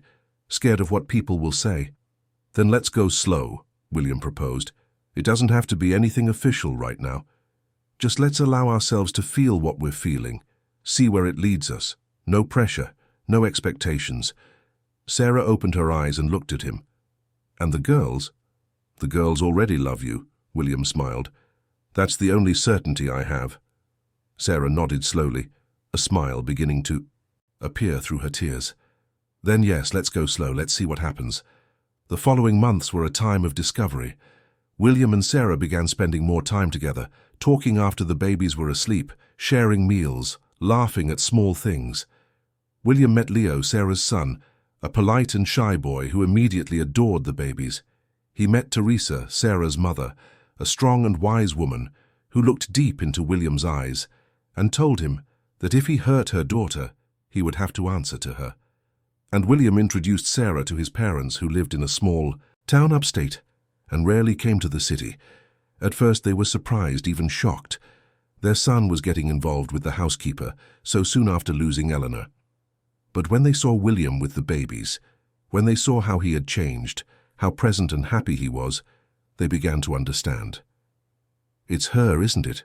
William's mother asked in private, watching Sarah play with her granddaughters in the garden. She's the one who brought you back. William nodded. She's the one who taught me that family isn't an obligation. It's a choice, it's love, it's being present. Eleanor chose well, his mother said, tears in her eyes. She asked the right person to take care of her daughters. During this time, Evelyn's case moved forward. The ethics board found multiple violations, not just with William and Eleanor, but with other families over the years. She was formally censured and her professional license was suspended indefinitely with a recommendation for permanent revocation. Robert uncovered more disturbing information. Evelyn had tried to forge adoption papers in at least 2 cases, using her position and credentials to manipulate the system. The affected families were suing her both civilly and criminally. William felt no joy at Evelyn's downfall, only sadness for someone who had let her obsession destroy her life and cause so much suffering to others. But he also felt relief, knowing she could no longer harm another family. 1 year after the baby's birth, William organized a small celebration. It wasn't just their birthday, but also a celebration of everything they had overcome, of how they had become a true family. The garden was decorated with pink and white balloons, a table laden with sweets and snacks. Close family and friends gathered around. The babies, now a year old, crawled around the garden, exploring everything with endless curiosity. Helena was trying to pull herself up, determined to walk before her sisters. Sophia was clapping along to the music. Valentina and Alice were sharing a piece of cake, messy and happy. Sarah was by William's side, watching everything with a radiant smile. Leo played with the babies, making them laugh with funny faces. Teresa was chatting with William's parents, and William was surprised to see they seemed to be getting along despite coming from such different worlds. "Are you happy?" Sarah asked quietly, just for William to hear. "Happier than I ever thought I could be again," he replied, taking her hand. "Thank you, Sarah, for everything." She squeezed his hand back. "Thank you for letting me be a part of all this." In that moment, with his daughters playing in the garden, with Sarah by his side, with family and friends around, William felt a peace he hadn't experienced in a long time. Eleanor was gone, and the pain of that loss would never completely disappear. But she had left a gift, 4 gifts in fact, and together with Sarah, William was learning to honor that gift in the only way that mattered, by loving his daughters with all his heart, giving them the happy home Eleanor had always wanted for them. At night, after everyone had gone home and the babies had finally fallen asleep, exhausted from so much play, William and Sarah sat in the garden watching the stars. "There's something I want to ask you," William said, turning to her. "I know it's early. I know we're still getting to know each other as more than just boss and employee. But Sarah, I want you to know that my intentions are serious. I'm not just looking for someone to take care of the girls. I'm looking for someone to share my life with." Sarah looked at him, her eyes shining in the soft garden light. "What are you asking, William?" "I'm asking if you see a future in this." William held both of her hands. In us building a real family together." Sarah smiled, and it was a smile full of hope and joy. "I do. I see a beautiful future." 6 months later, William made a decision that would change everything. He asked Sarah to marry him. It wasn't in an expensive restaurant or on a romantic trip. It was on a Sunday afternoon in the mansion's garden, with the babies playing on the grass around them. Leo was there too, helping to push the girls on the swings William had installed. Teresa was making lemonade in the kitchen with Mrs. Gable. It was a perfect moment in its imperfection, in its simplicity, and that was exactly why William knew it was the right time. "Sarah," he called, and she turned, smiling. "There's something I want to ask you." He knelt right there on the grass, getting dirt on the knees of his expensive pants. He took a small velvet box from his pocket. Inside was a simple ring, a delicate solitaire that sparkled in the sunlight. "In these past months, you've taught me what's truly important in life," William said, his voice emotional. "It's not the business, not the money or the status, it's this." He gestured to the babies, to the garden, to the moment. "It's family, it's love, it's being present for the people who matter." Sarah had her hands over her mouth, tears already welling in her eyes. "You didn't just save my daughters, Sarah. You saved me. You showed me how to be a father, how to love, how to build a real home. And now I can't imagine my life without you." William opened the box. "Will you marry me? Will you officially become part of this crazy, beautiful family we're building together?" For a moment, Sarah couldn't speak. She just cried, nodding her head, and William had a moment of panic, thinking she was saying no. But then she knelt on the grass with him, holding his face in her hands. "Yes," she whispered. "Yes, I want to marry you." Leo started clapping and cheering. The babies, not fully understanding but feeling the emotion, also began to clap and make noise. Teresa and Mrs. Gable came running from the kitchen to see what was happening. And when they saw William putting the ring on Sarah's finger, they started crying too. William hugged Sarah right there in the garden with his daughters around them, with the people they loved present, and felt that he was finally complete. It wasn't the kind of completeness he had with Eleanor, that impetuous first love of youth. It was something different, more mature, built on a solid foundation of mutual respect, admiration, and a love that grew slowly but deeply. That night, after the babies were asleep and Leo had gone home with Teresa, William and Sarah sat in the study to talk about the future. "I want to do this the right way," William said. "I don't want anyone to be able to say it wasn't legitimate, that it was too fast, that you're with me for the money." Sarah interrupted him, placing her hand on his. "William, I don't care what people say. I know why I'm with you. I know it's not for the money. I know, but I want to protect you, protect us." William picked up some documents he had prepared. "I spoke with my lawyers. When we get married, I want to officially adopt Leo, if you and he agree. I want him to be my son too, not just in name, but legally." Sarah's eyes widened. "You would do that?" "I already love that boy," William smiled. "He's sweet, polite, and treats the girls with such kindness. It would be an honor to be his father." More tears began to roll down Sarah's face. Leo has never had a father present.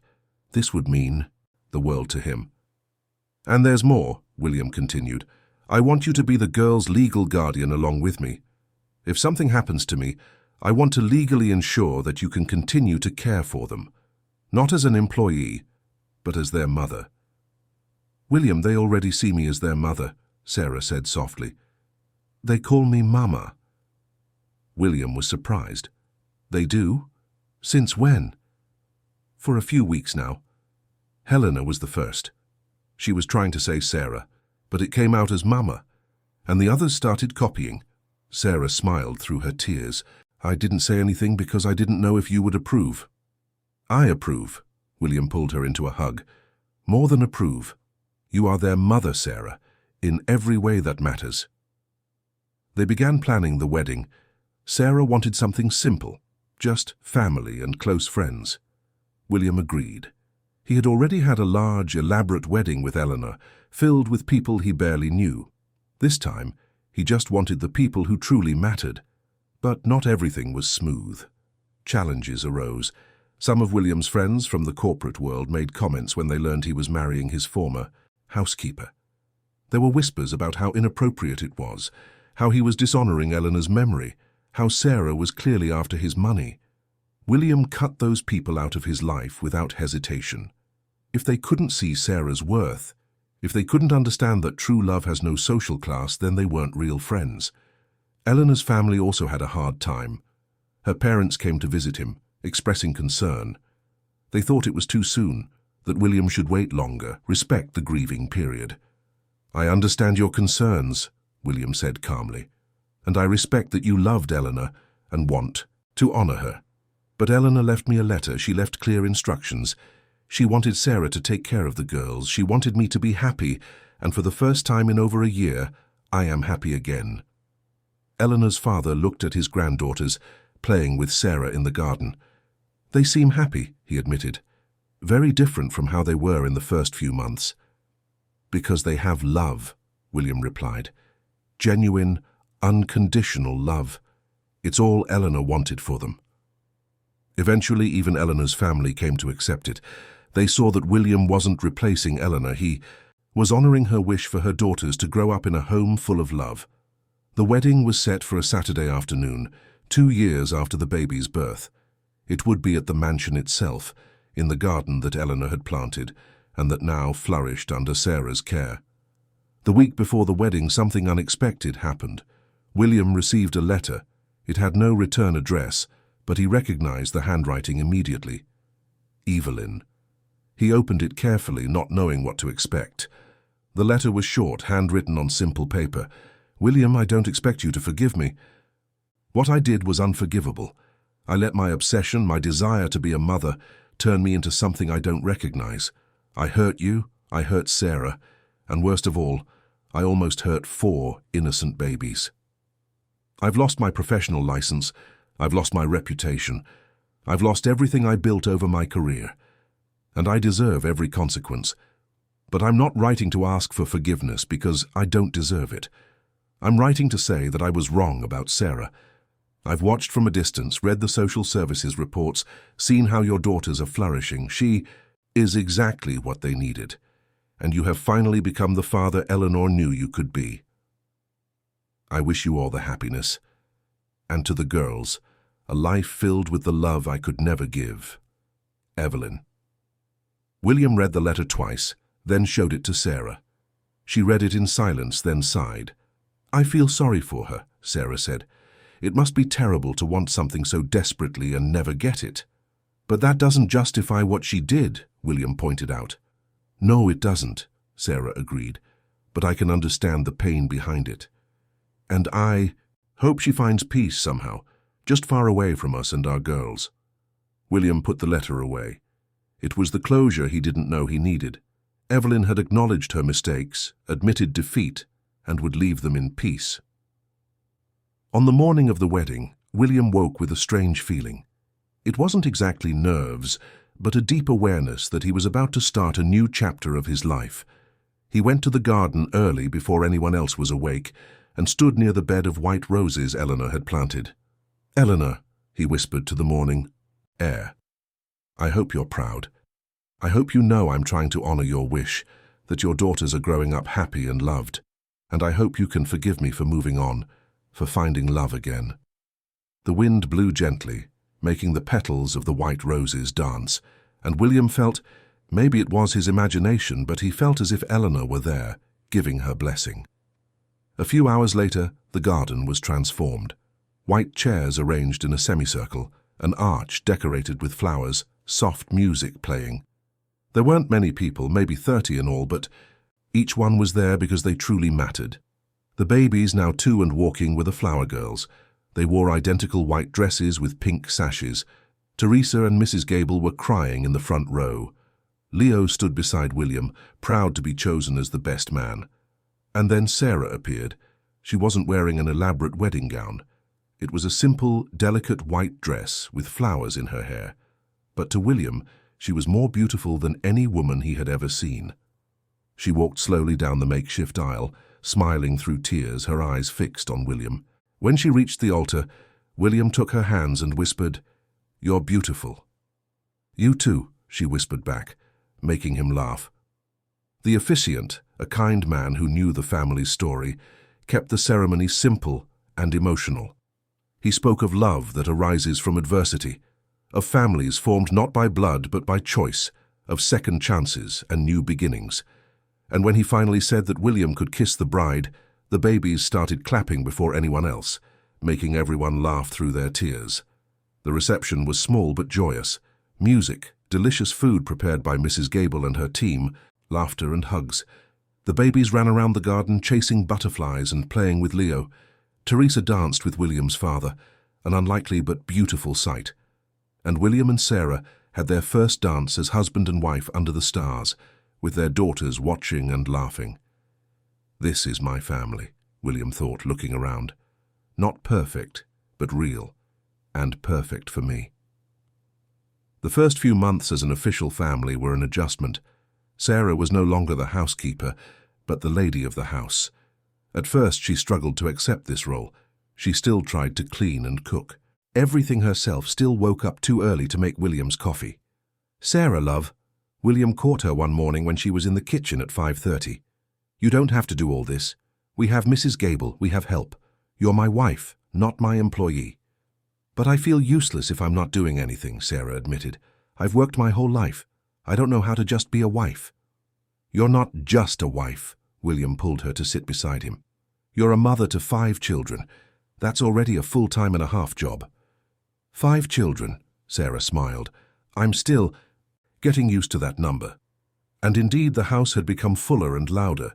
Leo was now officially living with them, occupying one of the guest rooms William had renovated just for him. The boy was in an excellent private school, taking swimming and soccer lessons, flourishing under the care of a complete family for the first time in his life. The babies, now 2 and a half, were a whirlwind of energy. Helena, always the adventurer, was constantly trying to climb things she shouldn't. Sophia sang all day, making up melodies as she played. Valentina and Alice remained inseparable, creating their own secret language that only they understood. And Teresa had moved into a house William bought on the same street, close enough to visit every day, but with her own space and independence. She had resisted at first, saying she didn't need charity, but William explained it wasn't charity, it was family taking care of family. Life was good, but William knew Sarah missed having a purpose beyond being a mother. She was a woman used to working, to contributing. "I have an idea," William said one night after the children were asleep. "Remember those lullabies you used? To sing to the babies? The stories you told?" "Of course," Sarah replied. "Why?" "I think other families could benefit from that knowledge." William opened his laptop. "I've been thinking about this for a while. What if we recorded videos? You teaching about baby care, singing the old lullabies, sharing the stories. We could create a channel, reach mothers who are going through what I went through, who don't know how to connect with their babies." Sarah seemed uncertain. "But who would want to listen to a woman with no formal education talk about babies?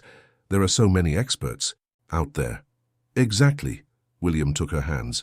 "There are many experts talking about science and method. But you talk about love, about human connection, about the simple things that really work. There's a space for that, Sarah. I know there is." Sarah thought about it for a few days, then she agreed to try. William hired a small production crew and turned one of the spare rooms into a simple studio. Sarah recorded her first video, nervous and shy, talking about the importance of physical contact with babies, demonstrating with a doll how to carry babies in wraps, as her grandmother had taught her. They posted the video with no great expectations, but within a week it had 50,000 views. In a month, the channel had 100,000 subscribers. Apparently, William was right. There was a huge demand for practical, loving advice on baby care, especially from someone who spoke with authenticity and real-life experience. Sarah started receiving messages from mothers all over the country, thanking her, saying her videos had changed their lives, that they finally managed to connect with their babies after watching her guidance. It was gratifying in a way Sarah had never imagined. "I'm helping people," she told William one night, reading messages on her phone with tears in her eyes. Mothers who were desperate, who thought they were terrible mothers, and now they're happy with their babies. "You've always known how to help people." William kissed her forehead. "Now more people are discovering that." 6 months after the wedding, Sarah found out she was pregnant.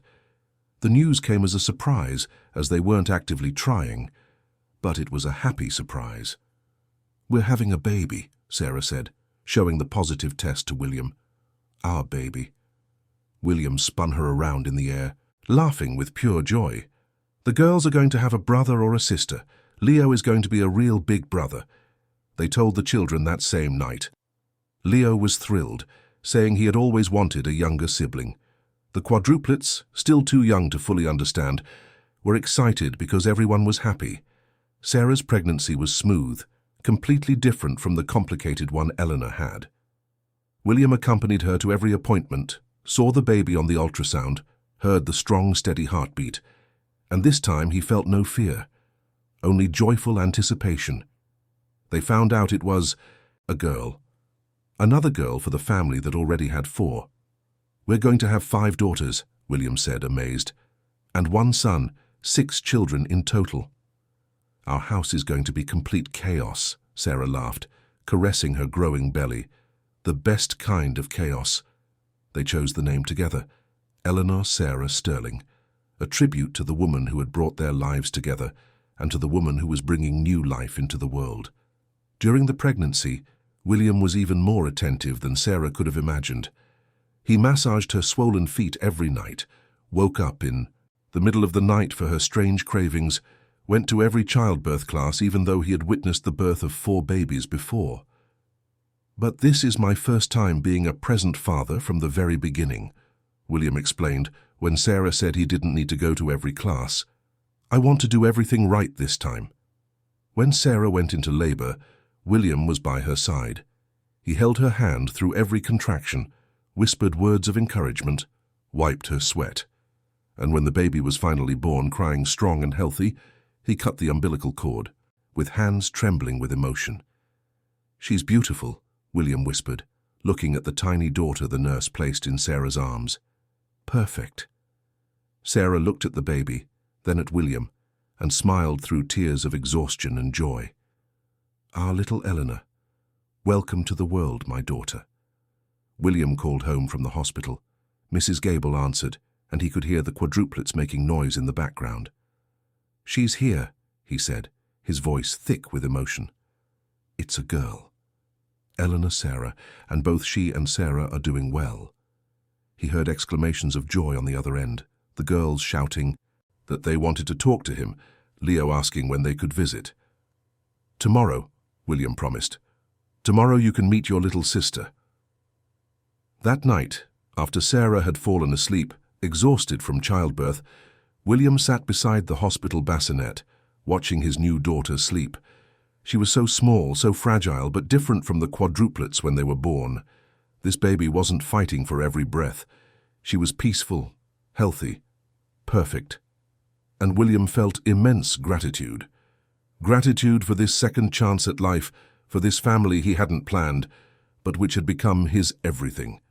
Gratitude for Sarah, who had taught him what true love was. Gratitude for his 5 daughters and his son, each one unique and special. He took out his phone and opened the picture of Eleanor he kept. It was one of the last photos taken of her, pregnant and smiling in the mansion's garden, her hands on her enormous belly. "Thank you," he whispered to the photo, "for everything, for our daughters, for Sarah, for giving me the chance to be the father you always knew I could be."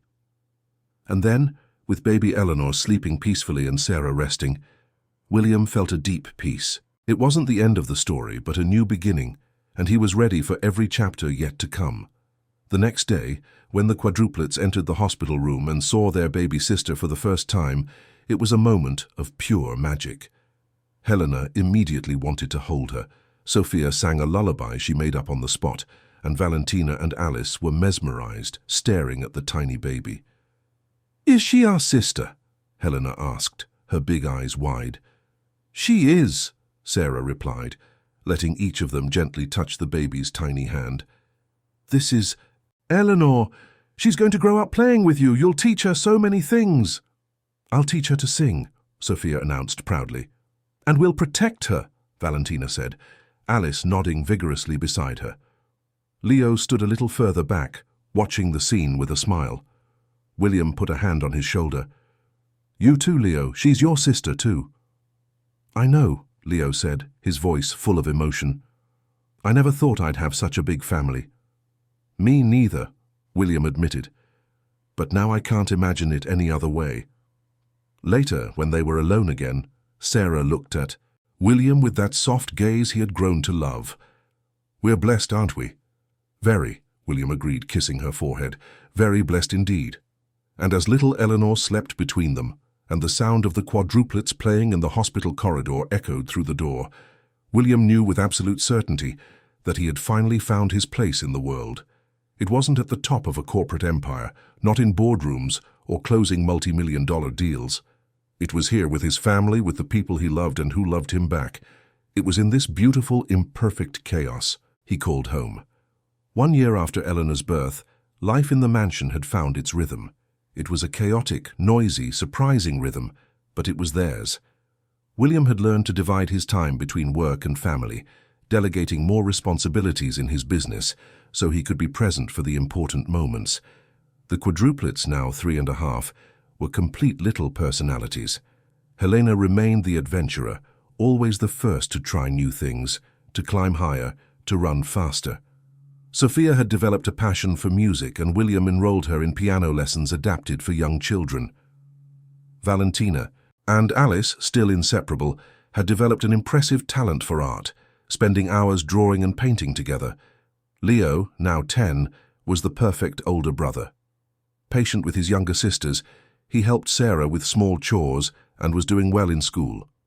William had taken him to the office a few times, and the boy showed a genuine interest in the business, asking intelligent questions about how everything worked.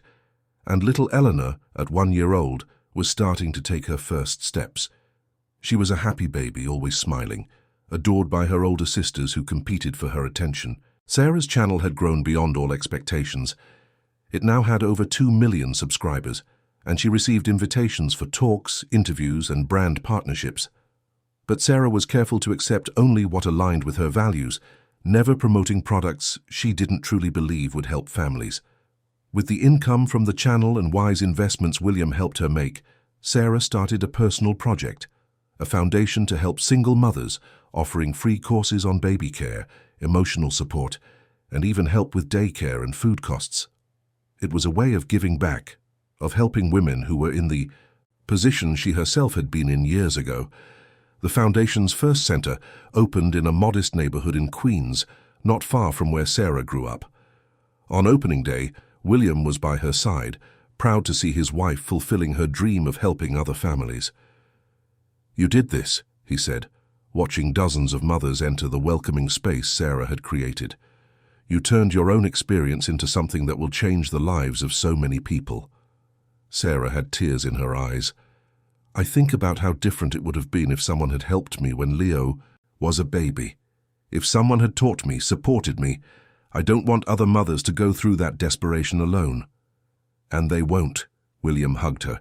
"Not if you can help it." But it wasn't all work and projects. The family also knew how to celebrate the simple moments. Sundays were sacred, reserved just for them. No work, no outside commitments, just the family together. On one of these Sundays, William woke up early with an idea. He went to each child's room, waking them gently. "We're having an adventure today," he announced, "but it's a surprise." The girls were excited. Leo was curious and Sarah was intrigued when William asked everyone to dress comfortably and bring jackets. They drove for almost 2 hours, leaving New York City and heading upstate. The children sang songs in the car, little Eleanor clapping along even without understanding the words. Finally, they arrived at a farm William had rented for the day. It was a simple but beautiful place, with a small lake, a fruit orchard, farm animals, and lots of open space. William had organized a picnic under a huge tree with all the children's favorite foods. "What is this?" Sarah asked, amazed as she watched the girls run freely across the grass. "It's a day just for us," William explained. "No phones, no commitments, no distractions, just our family." They spent the whole day there. Leo fished in the lake with William, catching 2 small fish they later released. The quadruplets fed the chickens, rode a gentle horse with William's help, and picked apples straight from the tree. Little Eleanor crawled through the grass, discovering flowers and pebbles with infinite fascination. In the afternoon, they were all lying on the picnic blanket, watching the clouds go by. "That one looks like a rabbit," Sophia pointed. "No, it's a dragon," Helena disagreed. "It's both," Sarah intervened diplomatically. "A magical dragon rabbit." The children laughed, and William looked around, memorizing the moment. His family, happy and united, on a perfect, simple day. It was so different from the life he had imagined for himself a few years ago, but it was infinitely better. "I love you guys," he said suddenly. "All of you, more than I can say." Sarah leaned against his shoulder. "We love you too." "A lot," Leo added, and the girls started a chorus of "me too," each wanting to be heard. William laughed, hugging everyone he could reach. It was a beautiful mess of arms and legs and laughter, and it was perfect. A few weeks later, William received an unexpected call. It was a reporter from a major magazine asking to do a story on his family. Apparently the story of how the incessantly crying quadruplets were transformed by the love of a housekeeper who became his wife had spread, and many people wanted to know more. William hesitated. He didn't like exposure, having his private life in magazines, but Sarah surprised him. "I think we should do it," she said. "Our story could help other families. It could show that love has no social class, that family is about choice and commitment, not just blood." William agreed, but with conditions. The interview would be done at home, with the children present only if they wanted to be, and they would have final approval over what was published. The reporter, a woman named Jessica, arrived on a Saturday morning. She was professional, but warm, and quickly earned the family's trust. She interviewed William and Sarah together, then separately, asking about how they met, the challenges they faced, how they built their family. The children came and went during the interview, comfortable in their own home. Helena proudly showed off her swimming certificate. Sophia played a simple tune on the piano. Valentina and Alice brought drawings they had made especially for the story. Leo talked about what it was like to have so many sisters and how William was the best father he could wish for. And little Eleanor simply charmed everyone with her smiles and hugs.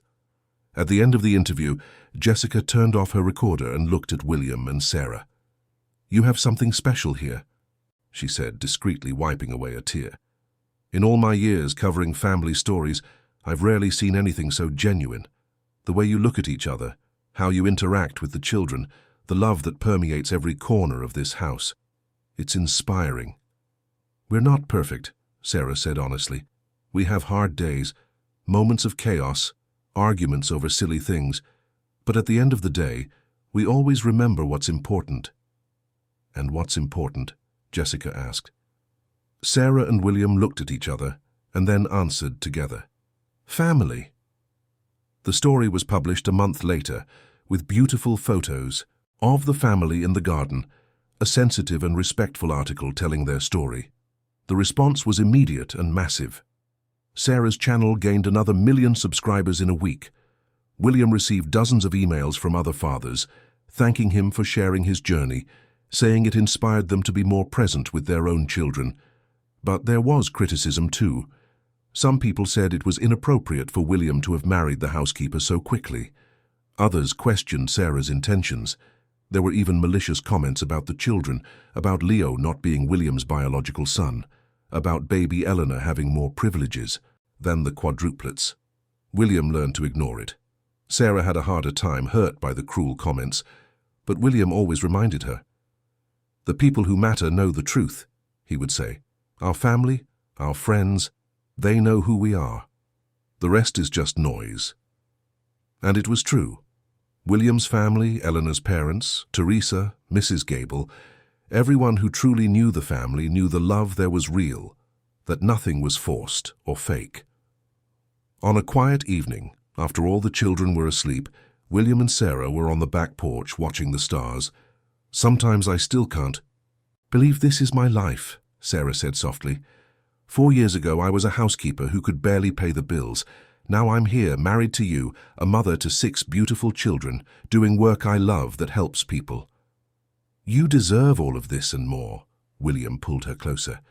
"You've transformed not just my life, but the lives of so many others. And you showed me that fairy tales can happen in real life." Sarah rested her head on his shoulder. "Just with different endings than we expect, but no less beautiful." They stayed there for a long time in comfortable silence, knowing there would be future challenges, that raising 6 children would never be easy, that life would always bring surprises, but also knowing they would face everything together, as a family, as partners, as 2 people who had found love in the most unexpected place. 3 years had passed since that day William came home to find Sarah carrying the quadruplets while cleaning the floor. 3 years that completely transformed his life, his family, his heart. It was a Sunday morning and the whole family was gathered in the garden for a special breakfast.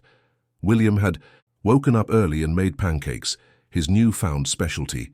The children were scattered around the large table he had placed under the apple tree, each in their own world, but together at the same time. Helena, now 5, was excitedly talking about the swimming competition she had the following week. Sophia was humming as she ate, creating a melody to describe the taste of the pancakes. Valentina and Alice, always in sync, were drawing in their notebooks while eating, creating a comic strip together.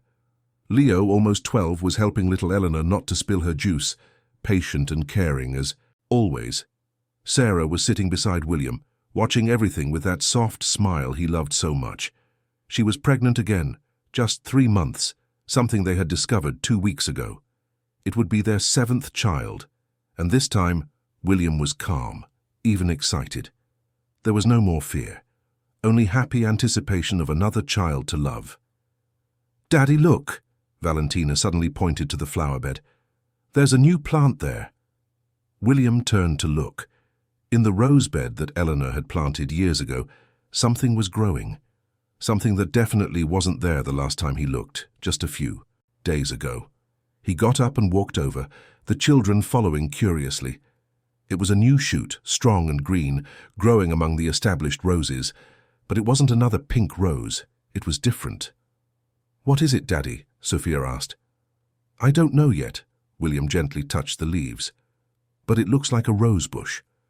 We'll have to wait for it to bloom to be sure." In the following weeks, the plant grew with surprising speed. William didn't remember planting anything new there, and Sarah confirmed she hadn't either. It was as if it had appeared spontaneously, a gift from the garden itself.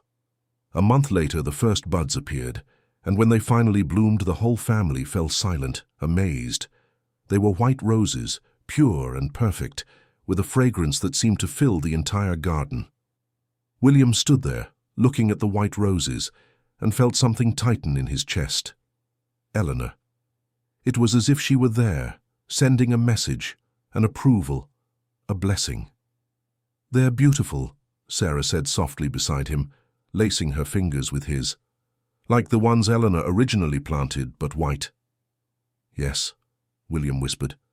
"White like her purity, her intentions. She always wanted me to find happiness again. She always wanted the girls to have a family full of love. And they do." Sarah rested her head on his shoulder. "Thanks to you. Thanks to us. Thanks to the love we've built together." "Thanks to her," William corrected gently. "Eleanor brought us together. She trusted you when she was scared and alone. She left instructions, she left warnings, she left love, even after she was gone. None of this would have happened without her." The children gathered around the roses, marveling at them. Helena wanted to touch them. Sophia started singing about white flowers. Valentina and Alice were already planning to draw them.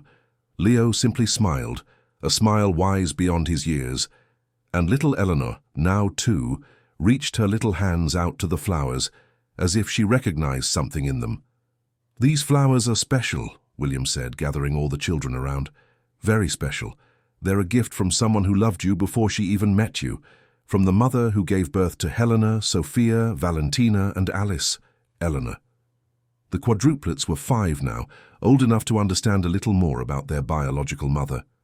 William and Sarah had always been honest with them, speaking of Eleanor with love and respect, ensuring they knew they were loved by 2 mothers, the one who gave them birth and the one who was raising them. "Did Mommy Eleanor plant flowers?" Valentina asked.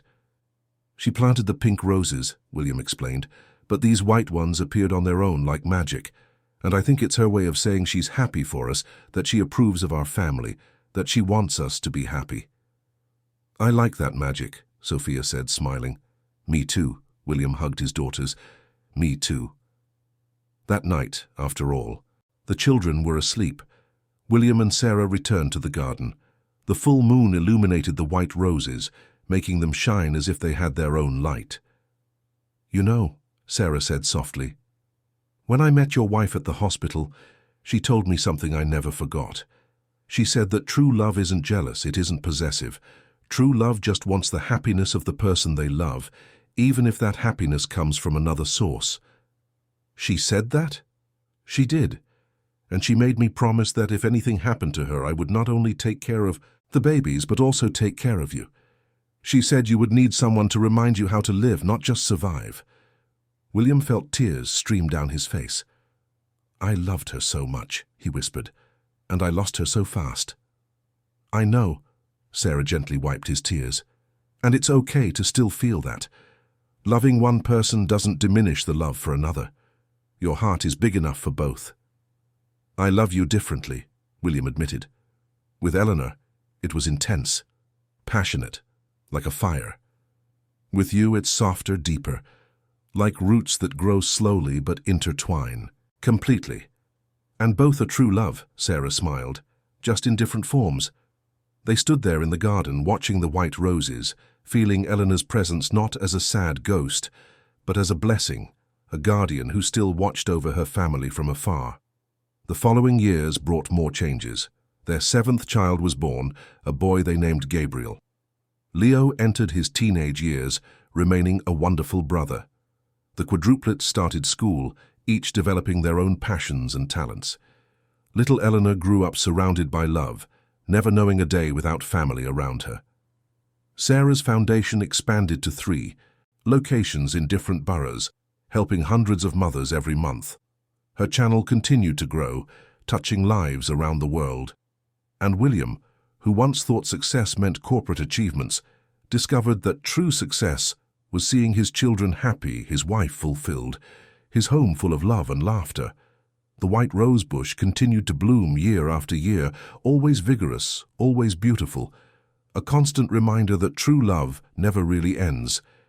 It just transforms, expands, and finds new ways to manifest itself. On one particularly beautiful afternoon, years after that first chaotic day, William was sitting in the garden watching his children play. Helena was leading an imaginary adventure. Sophia was playing the guitar now, composing her own songs.